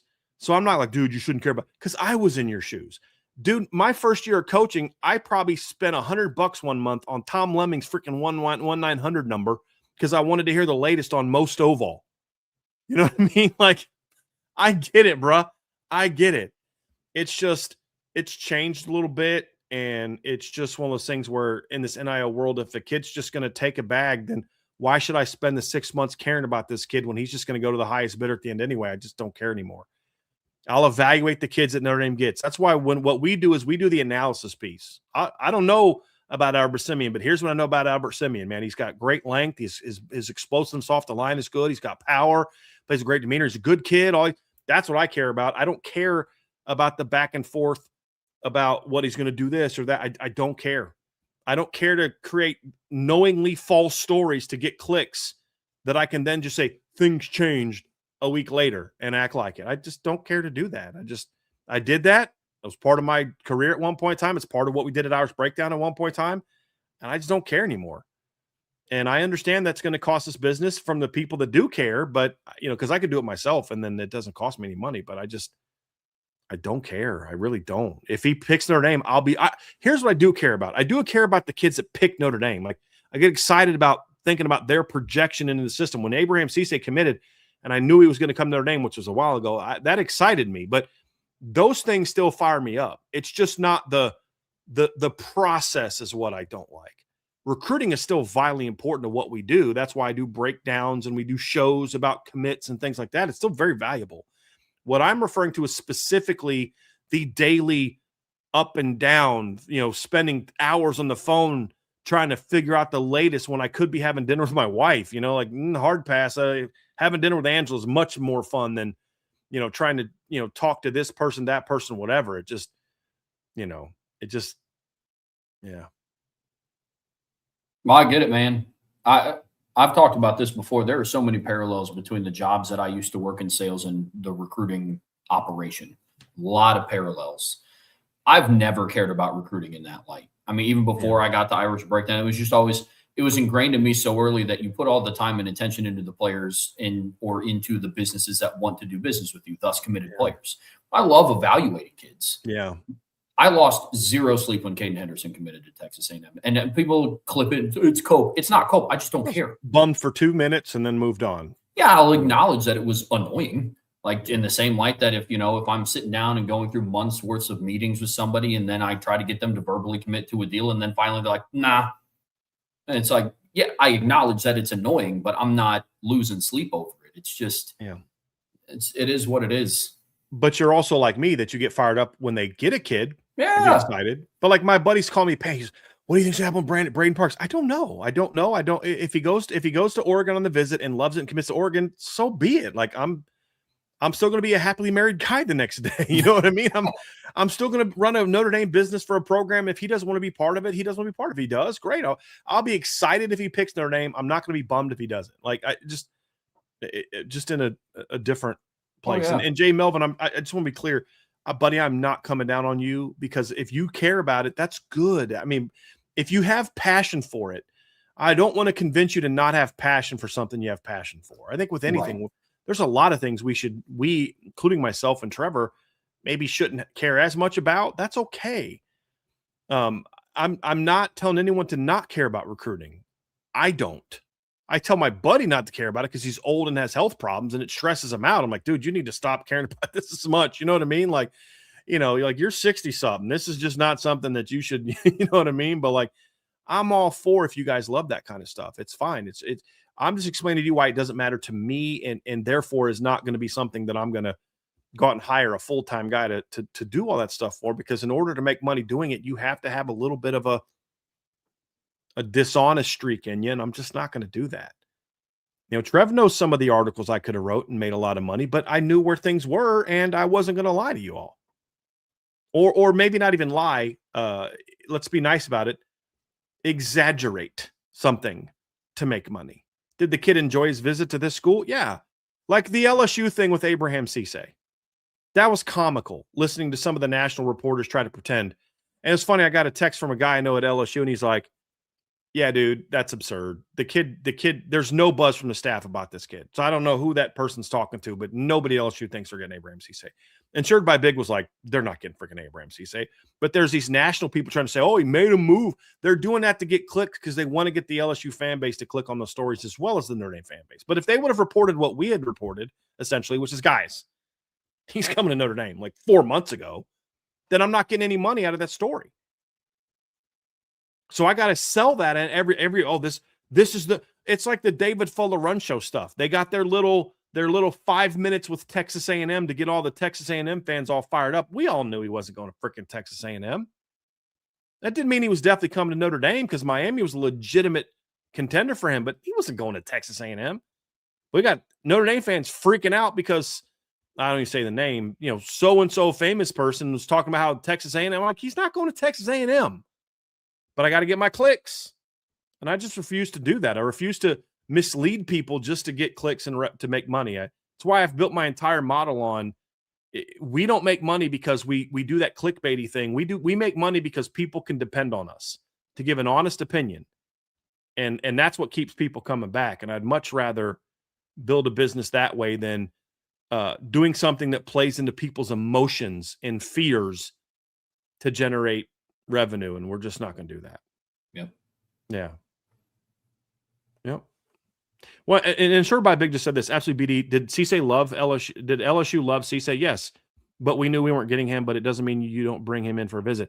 And it doesn't mean that he didn't have legitimate interest. It didn't mean he didn't love his visit to LSU either. I mean, hey, man, I loved my time there. I'm not moving there. I remember the first time my wife and I went to San Francisco. And the last time I went to San Francisco was a different animal, but like the first time was back in 2010. I loved it. She ran in the Nike Women's Marathon. We went up to see the big trees. We went down to the what do they call it? Oh man, not boardwalk, the pier, down to the piers. We went down to see Alcatraz. I mean, it was so much fun. I'd love to come back here again. Doesn't mean I'm moving here. It doesn't mean I'm going to leave my home to go move somewhere. I mean, I've had great trips to Florida. I would never want to live in Florida again. It's too hot for me. I don't like the heat. Doesn't mean I didn't love my week there that I spent on vacation. Like my wife and I took a cruise down to South America, went to Honduras, went and saw some ancient Mayan ruins. I had a great time. Doesn't mean I'm going to move there. Fisherman's Wharf. Thank you. But like, I loved it down there. Loved sourdough bread. It doesn't mean I'm going to open a sourdough bread factory. You know what I mean? Like, you can love a visit and I'm still not going there, but people will use that and say, hey, I got to use this window to make money. So I'm going to be misleading or exaggerate. And we're just not going to do that. So to the point is if that's what Abraham Cisse, if that's what Albert Simeon does, then that's what Albert Simeon does. And there's not a dang thing I can do to control it or stop it or do whatever else. And so I'm just not going to lose sleep over it. If he commits Notre Dame, you will see me on this show fired up.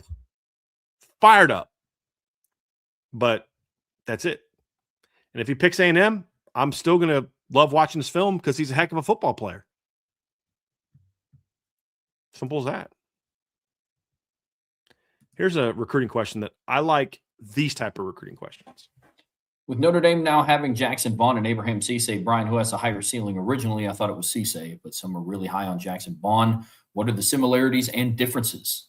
So it's a little challenging to compare the two, Jay Melvin, because one guy's a year older.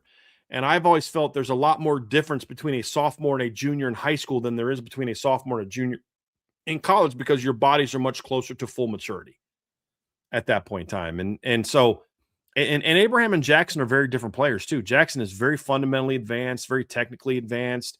There's a lot of those attributes, whereas Jackson has he's taller and longer and has a little bit more of the body that you want, where Jackson is, he's athletic, but he's not as explosive as Abraham is, but he's got stronger hands and he's more technically advanced and he can bend. And, I think their ceilings are very similar. I have them both as 5-star upside players. I think Abraham's the better player today, now that they're both in the same class. If Jackson was still in the 28 class and we're looking at him a year from now when he's still in the 28 class, might I argue that he's better then than what Abraham is now? Possible. But that's why I think Abraham ranks ahead of me now. Their upside grade is a little bit similar. I think one guy is more fundamentally technique, he's got the technique, super high football IQ, real powerful hands, a very good athlete, but the other guy's a little twitchier, a little more explosive, a little bit longer, but maybe not as natural as the other guy. So I think that's partly why, instead of looking at it from which guy do I think has a higher ceiling, I'm excited that they're getting both of them because their strengths and weaknesses are not the same. And so you're not getting two cookie cutters, just one's a better version. They're different players. Abraham's long, explosive, twitchy. Jackson's a great bender. He's smart. He's savvy. He's got strong hands. You got two different type of guys you got to deal with. As of today, I'd say advantage Abraham, but that's because I'm only evaluating Jackson off of sophomore film where Abraham had better junior film. I'll say this, Jackson's sophomore film was significantly better than Abraham's sophomore film. But his body was different. That's another thing you like about Jackson is he's a little bit more like, because the school he goes to is a little bit less raw technically because he's got really good coaching at Bergen Catholic. Where will he be a year from now? You know, that's what makes the reclassification thing different is as of today, Abraham's a better player. But if you were to go back a year and compare sophomore to sophomore, Jackson Vaughn's a better player. Here's the deal. I don't care which one you like better. Some people like Jackson, some people like Abraham. The reality is I'm fired up they got both of them. That's what has me pumped up. For sure. From Juan Delgado, if not for the transfer portal and NIL, how do you think Notre Dame would be under Freeman? Still very good. I think that they probably don't play for a title in 2024, if not for the transfer portal, because of what they inherited at quarterback. And the guy that maybe could have led you there was so injury prone. Now, if Tyler Buckner didn't have the injury problems he had, people are going to disagree with me this. It's fine. I think the South Carolina game was just the beginning of what Tyler Buckner was going to be as a quarterback. Sure. And he just couldn't stay healthy. That's the problem. He just couldn't stay healthy. And you couldn't bank on building your team around him in 2023 with his injury history. You just couldn't do it. It'd be foolish to do it. That's why they went and got Sam Hartman. But if you could have told me, hey, I looked into the future in the next 2 years, Tyler Buckner doesn't get hurt. That's all I know.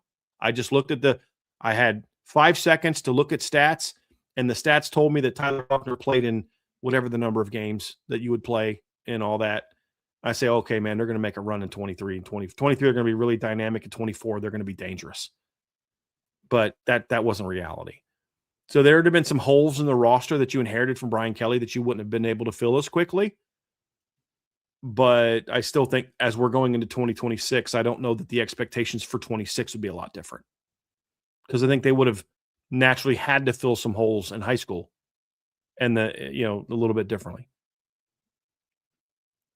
And Indiana wouldn't be where they are. I mean, there'd be other things too. There'd be teams that wouldn't be as good as they are now because they wouldn't have the portal. I think Georgia would still be a lot better than people think that they are if the portal's still here. Saban's probably still coaching if it's not for an eye on the portal. I mean, the landscape of college football would look very different, but I think Notre Dame would be a team that we'd be pretty excited about. Because if you look at it, Trev, the vast majority of the players that we're excited about at Notre Dame are Notre Dame recruited kids.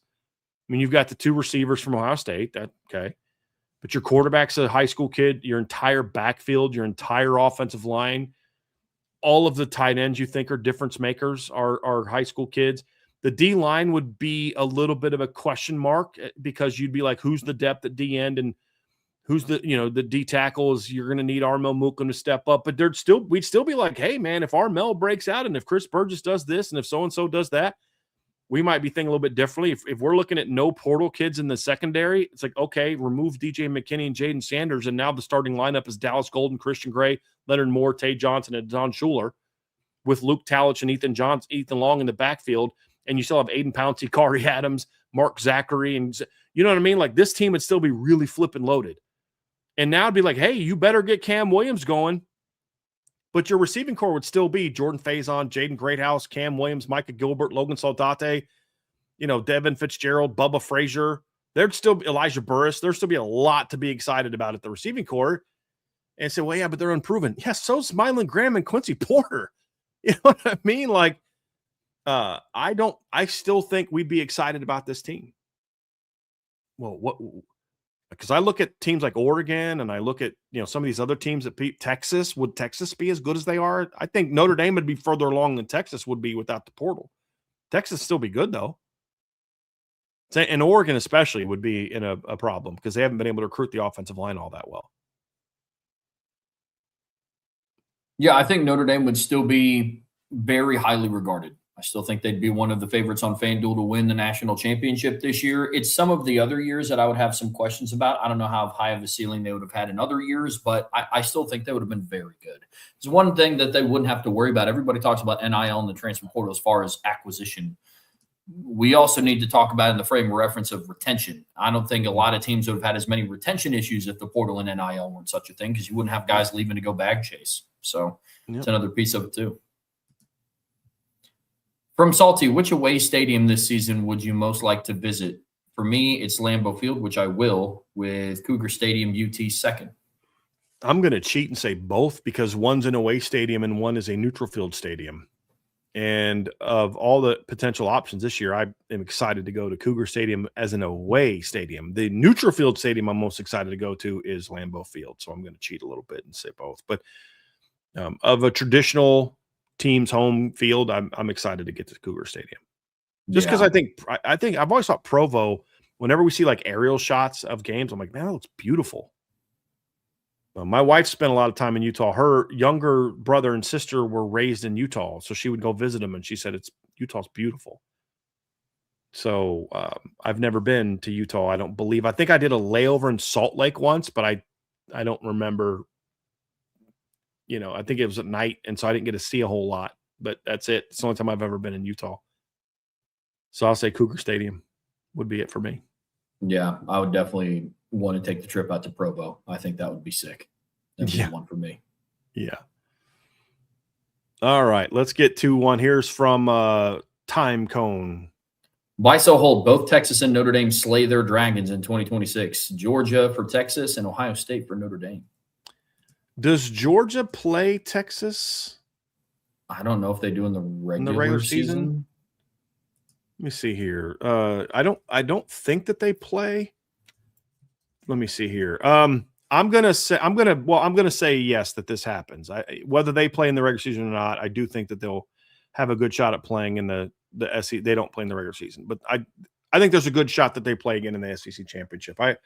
I think Texas does slay those dragons a little bit, but I don't feel great about it, because this is the one year that you could say Georgia matches up against Texas from a skill standpoint. I think this is the best Georgia secondary since probably the 21 team. Probably. Maybe you might even have to go back to like the 19 team that had Tyson Campbell and Eric Stokes at cornerback. And this is their best cornerback tandem since then. And then you got KJ Bolden in the secondary. Like, that was a weakness. I mean, I'm watching Riley Leonard outrun Daniel Harris to the sideline, and you're like, dude, come on, man. But this is going to be a much better secondary. Can they get enough pressure on the quarterback? That's a different conversation. Can Texas's defense, she'll slow down Georgia? I think so. But, are they going to use Isaiah Canyon properly? Like, those are all things that we'll have to figure out about. But I think this is Texas's best shot to beat Georgia. Just because I think this is Texas's best team in a while, talent-wise. I'm gonna buy that one. I'm gonna sell Notre Dame being Ohio State, because I don't think Notre Dame's going to play Ohio State this year. Makes sense. Yeah, I was interested where you were going to go with that. If they play, they will. We're going to sell it. Yeah, if they play, they will, but I just don't think they're going to play. If they play, Notre Dame beats Ohio State. I think this is their best team by far. I think, and the biggest thing is, I think this team has the capability of beating Ohio State in the trenches, which they did not do the last few times they played. And what did Ohio State do to Notre Dame in the fourth quarter and third and fourth quarter of the 2022 game? They just wore Notre Dame out. They just ran Mayan Williams all day. So, well, we can't really throw the ball on these guys, so what we're going to do is we're just going to wear them out in the third and fourth quarter, and there's nothing Notre Dame can do about it. Ohio State's beat them in the trenches the 3 times they've played. That's what it came down to. From Irish Lions, in your opinion, do you believe we will see more blue bloods become independent over the next decade? If so, which ones would you think could pull it off? Good to be back. Yes, it's good to see you too. Well, we've talked about some. I think Texas could. I think I've heard some very convincing arguments that Ohio State and Michigan need to go together and become independent. So here's the argument, and I thought this was fascinating. The game apparently has a valuation of $200 million. The Ohio State-Michigan game allegedly makes $200 million, about $2 million a year. So if Ohio State and Michigan went independent, and let's say they signed with Amazon, if the one game is worth $2 million, and they say, well, we can't give you $2 million. We'll have you all season. We can't guarantee that we're going to make that up. So we'll pay each of you,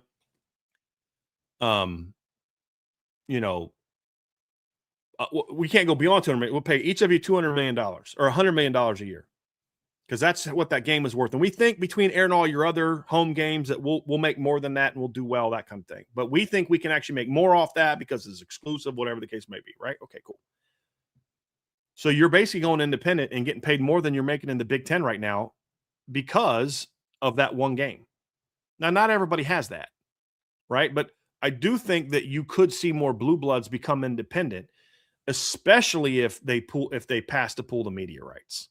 And what people say will happen actually happens. I mean, that's part of it too, is they say, hey, look, this is the argument that was given to me the other day. The projection is that if you pool media rights, so here's what the bill says if it passes.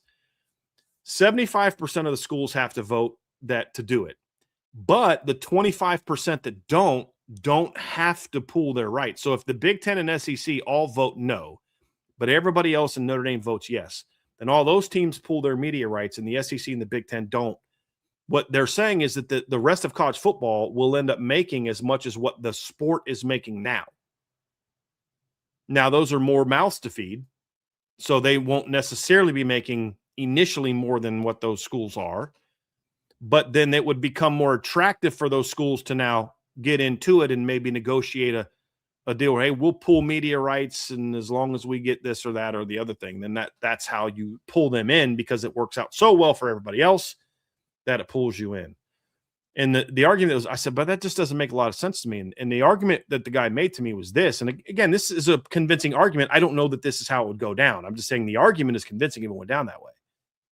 It was, what you have to understand is, because he said this to me, and he said he didn't believe it at first, but he said that somebody told him, I think this is how he explained to me, but basically there was a debate that someone had made the claim that college football is actually more popular than the NFL from a total eyeball standpoint. And I thought that was nuts, because I'm like, the title game never does as well as the Super Bowl. And there's more, Steeler fans than there are, I don't know, Notre Dame fans, hypothetically, right? For argument's sake. So yes, true. But if you think about it, college football on a weekly basis has more people watch it than watch the NFL. The thing in college is that the reason the title games don't get that is because once the college teams are out, they don't still watch it, where NFL fans will just watch the Super Bowl no matter what. It's more of a tight-knit group of fans because they'll still care about the other sports, where if I'm an SEC guy and there's not an SEC team in title game, some of their fans are just going to check out to a higher degree. But if you actually look at it on a weekly basis, there's way more college football eyeballs than there is in the football. So that's an interesting argument. And that's why ESPN is fighting so hard not to get them to pull their rights, because what ESPN is realizing, we can pay low dollars for this, but we can pay high dollar for this over here for this one league. But in reality, we're getting a bargain, because if they pulled the media rights and we had to pay for the number of eyeballs that are actually watching the sport relative to the NFL, that we'd actually have to pay a lot more. And the total value would double. That's the argument that was made. Now, if the SEC and Big Ten say, no, thank you, and they're right, then the rest of college football is in a bad spot. And then they got to come crawling back to ESPN, crawling back to the Big Ten and SEC, and they'll dominate the sport even more. If they're wrong, then it's the other way. Then they come crawling back to the rest of college football, and then we maybe go back to the way it used to be. The Big Ten stops being 18 teams, the SEC stops being whatever, and maybe you see a bit of the leagues become smaller kind of thing. That's the argument that's made. Whether that becomes convincing or not, I don't know. But I don't think you're going to see teams go blue bloods unless there's pooling. I mean, go independent. You're not going to see blue bloods go independent unless there's some sort of pooling situation, or one network says we're going to pay for this team to go. And that's what the fear is. And that's what some people are trying to get past, is like, hey, we want some private equity firm coming in there and convincing the team to take their media rights somewhere else. And like, that's a fair thing. But would anybody be worth that and be willing to take that chance? I mean, not that they're not worth it, but they'd be willing to take that chance. That's a question that we don't have an answer to. I think it would make a lot more sense to be it to like the Michigan Ohio State thing, where it's like the game is so valuable that it becomes its own thing, and someone's willing to pay. I'm willing to pay you this amount for the whole season because I want that one game. It'd have to be something like that. But I think the only other way it happens is if you pull media rights. That's the only other way that you see more teams. Because why did teams stop becoming independent, Trev? Some have said, we needed to schedule. You didn't have any problem scheduling basketball games in the 70s and 80s. You had no problem doing that. It's when TV got involved and you started making money in your conference based on what people were willing to pay your conference for TV rights. That's when it became a thing. If it wasn't for media, if it wasn't for ESPN, the Big East is still a dominant. It's still Syracuse and Georgetown and and all the greats, Providence and Seton Hall, and it's still a great basketball league. But when football TV money became a thing, then all these teams needed to join a conference because that's how you made money. There's only one team that could afford to do that, and there's only one team that had that kind of offer on the table, is Notre Dame. Everybody else joined the conference because they needed to do that for TV money. If that went away in the way that it is now, where it wasn't conference affiliated, and we've broken it all down for you, then I think you would still see more teams independent. I don't think Penn State goes independent if the pooling of media rights was the same as it was then. Let's say the Supreme Court ruling said, hey, we're not going to let the conferences do this, but we are going to create a bidding war for an entity to overtake it all, and we're going to demand that they do this and do that and fix some of the practices and things like that. And then you'd still see some of those teams. It's Miami'd probably still be independent. Penn State probably still be independent. I don't know that Florida State always liked being independent. I think they would have eventually joined a conference. But I think Miami always always seemed to value the fact that they played everywhere back in the 80s. There was like a sense of pride when you talk to Miami people back that were fans back then, that, hey, we went and played Michigan State, and we played Michigan, and we played Washington, and we played this team, and we played that team. We were like Notre Dame.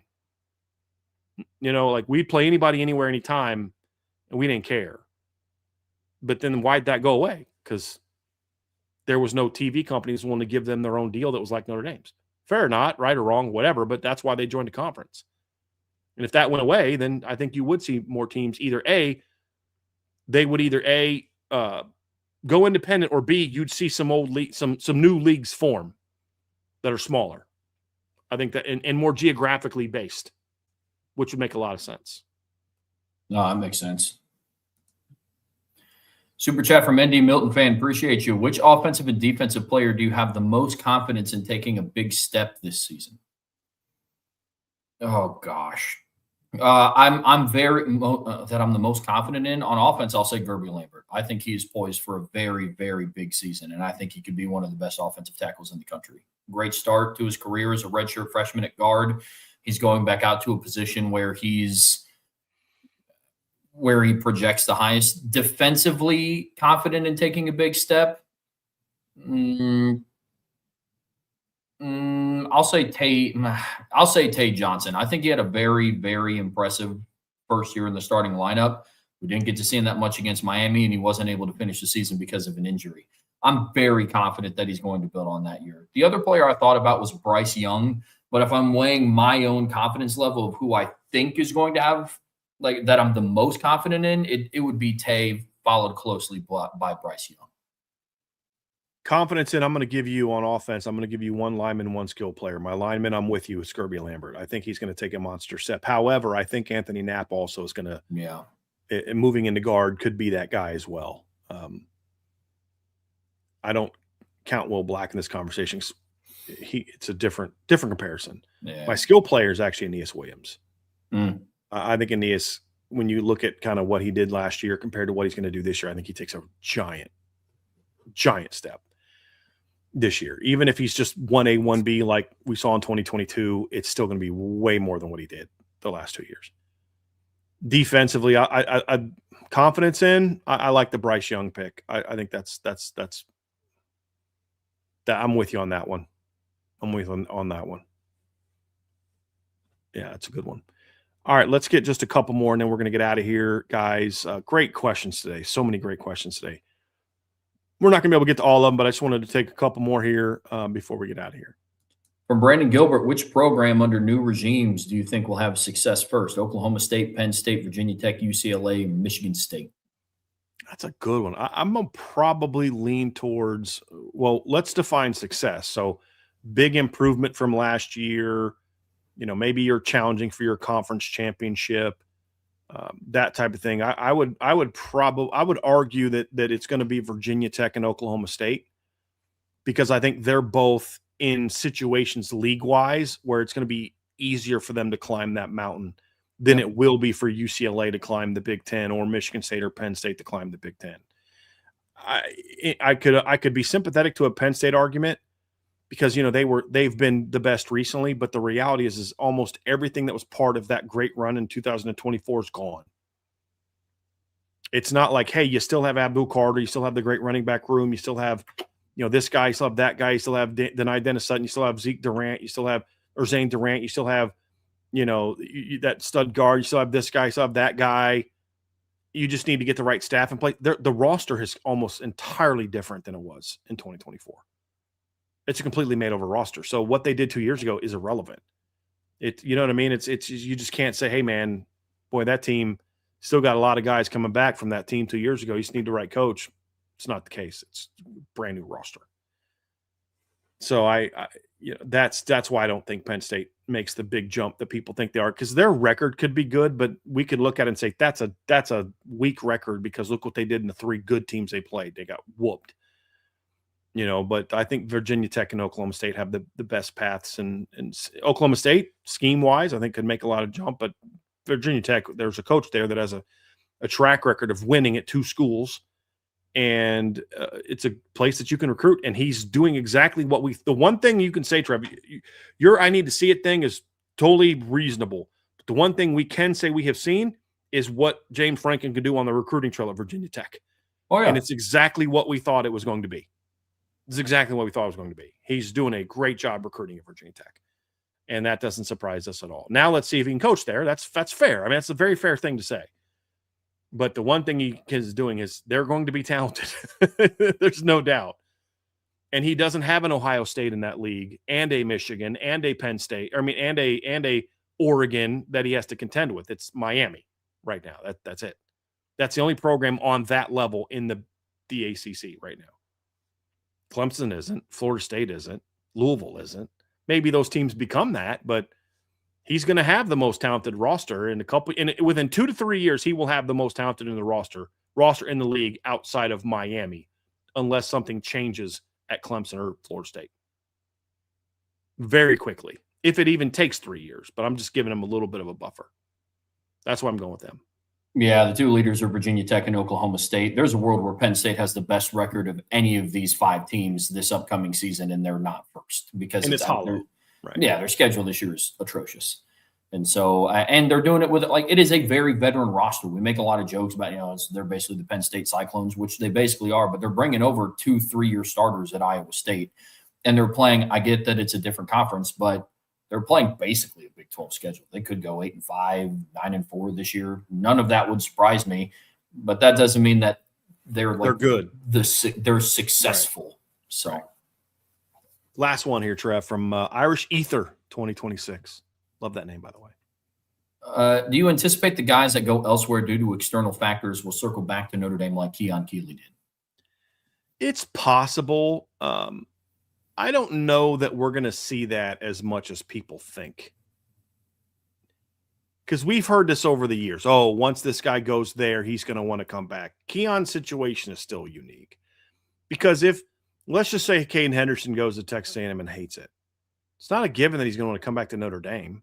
It's not a given that Notre Dame would necessarily want him at that time. I mean, there's a lot of reasons why he may want to go somewhere else, or they may not be interested in him. Maybe their needs aren't there. There's a lot of different things that factor into that. It's not going to be often. Those kids are still going to make the best.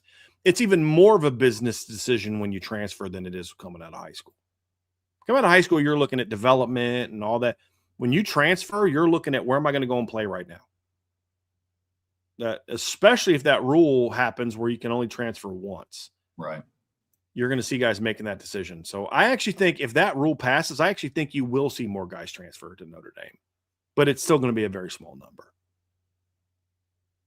Yeah, it's just so hard to predict, but I could absolutely see it for sure. Yeah.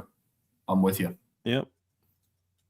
That'll do her, Trev. Great. You guys, we're now late June. This is definitely well past the time when the mailbags and the BISA holds started to become a little bit repetitive and we're squeezing stuff out in the last off seasons. I am still impressed how well you guys have done getting just great relevant questions. Part of it's there's so much in the news, but even just like the Notre Dame stuff, you guys are just doing a great job this offseason, and you're helping us.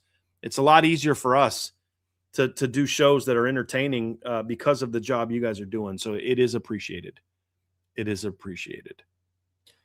Folks, that's going to do it for us here today on the Irish Breakdown Podcast. Now, if you haven't gotten enough mailbag action, which I'm pretty sure that you guys have not, the guys are going live on IB Nation Sports Beat less than an hour. They go live at 5:05 p.m. They are also having a daily mailbag today, so make sure to tune into that show. Brian and I will be back next week covering more Notre Dame offseason content, but on your way out of this show, be sure to hit that like, hit that subscribe, hit that notification bell. Be sure to share this podcast with your friends, family, anybody that you know loves Notre Dame and college football as much as you do.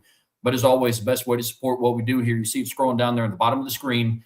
Subscribe to the premium message boards at boards.irishbreakdown.com. Have a fun and safe weekend. Until next time, that's Brian. I'm Trevor. See you back here very soon on the Irish Breakdown Podcast.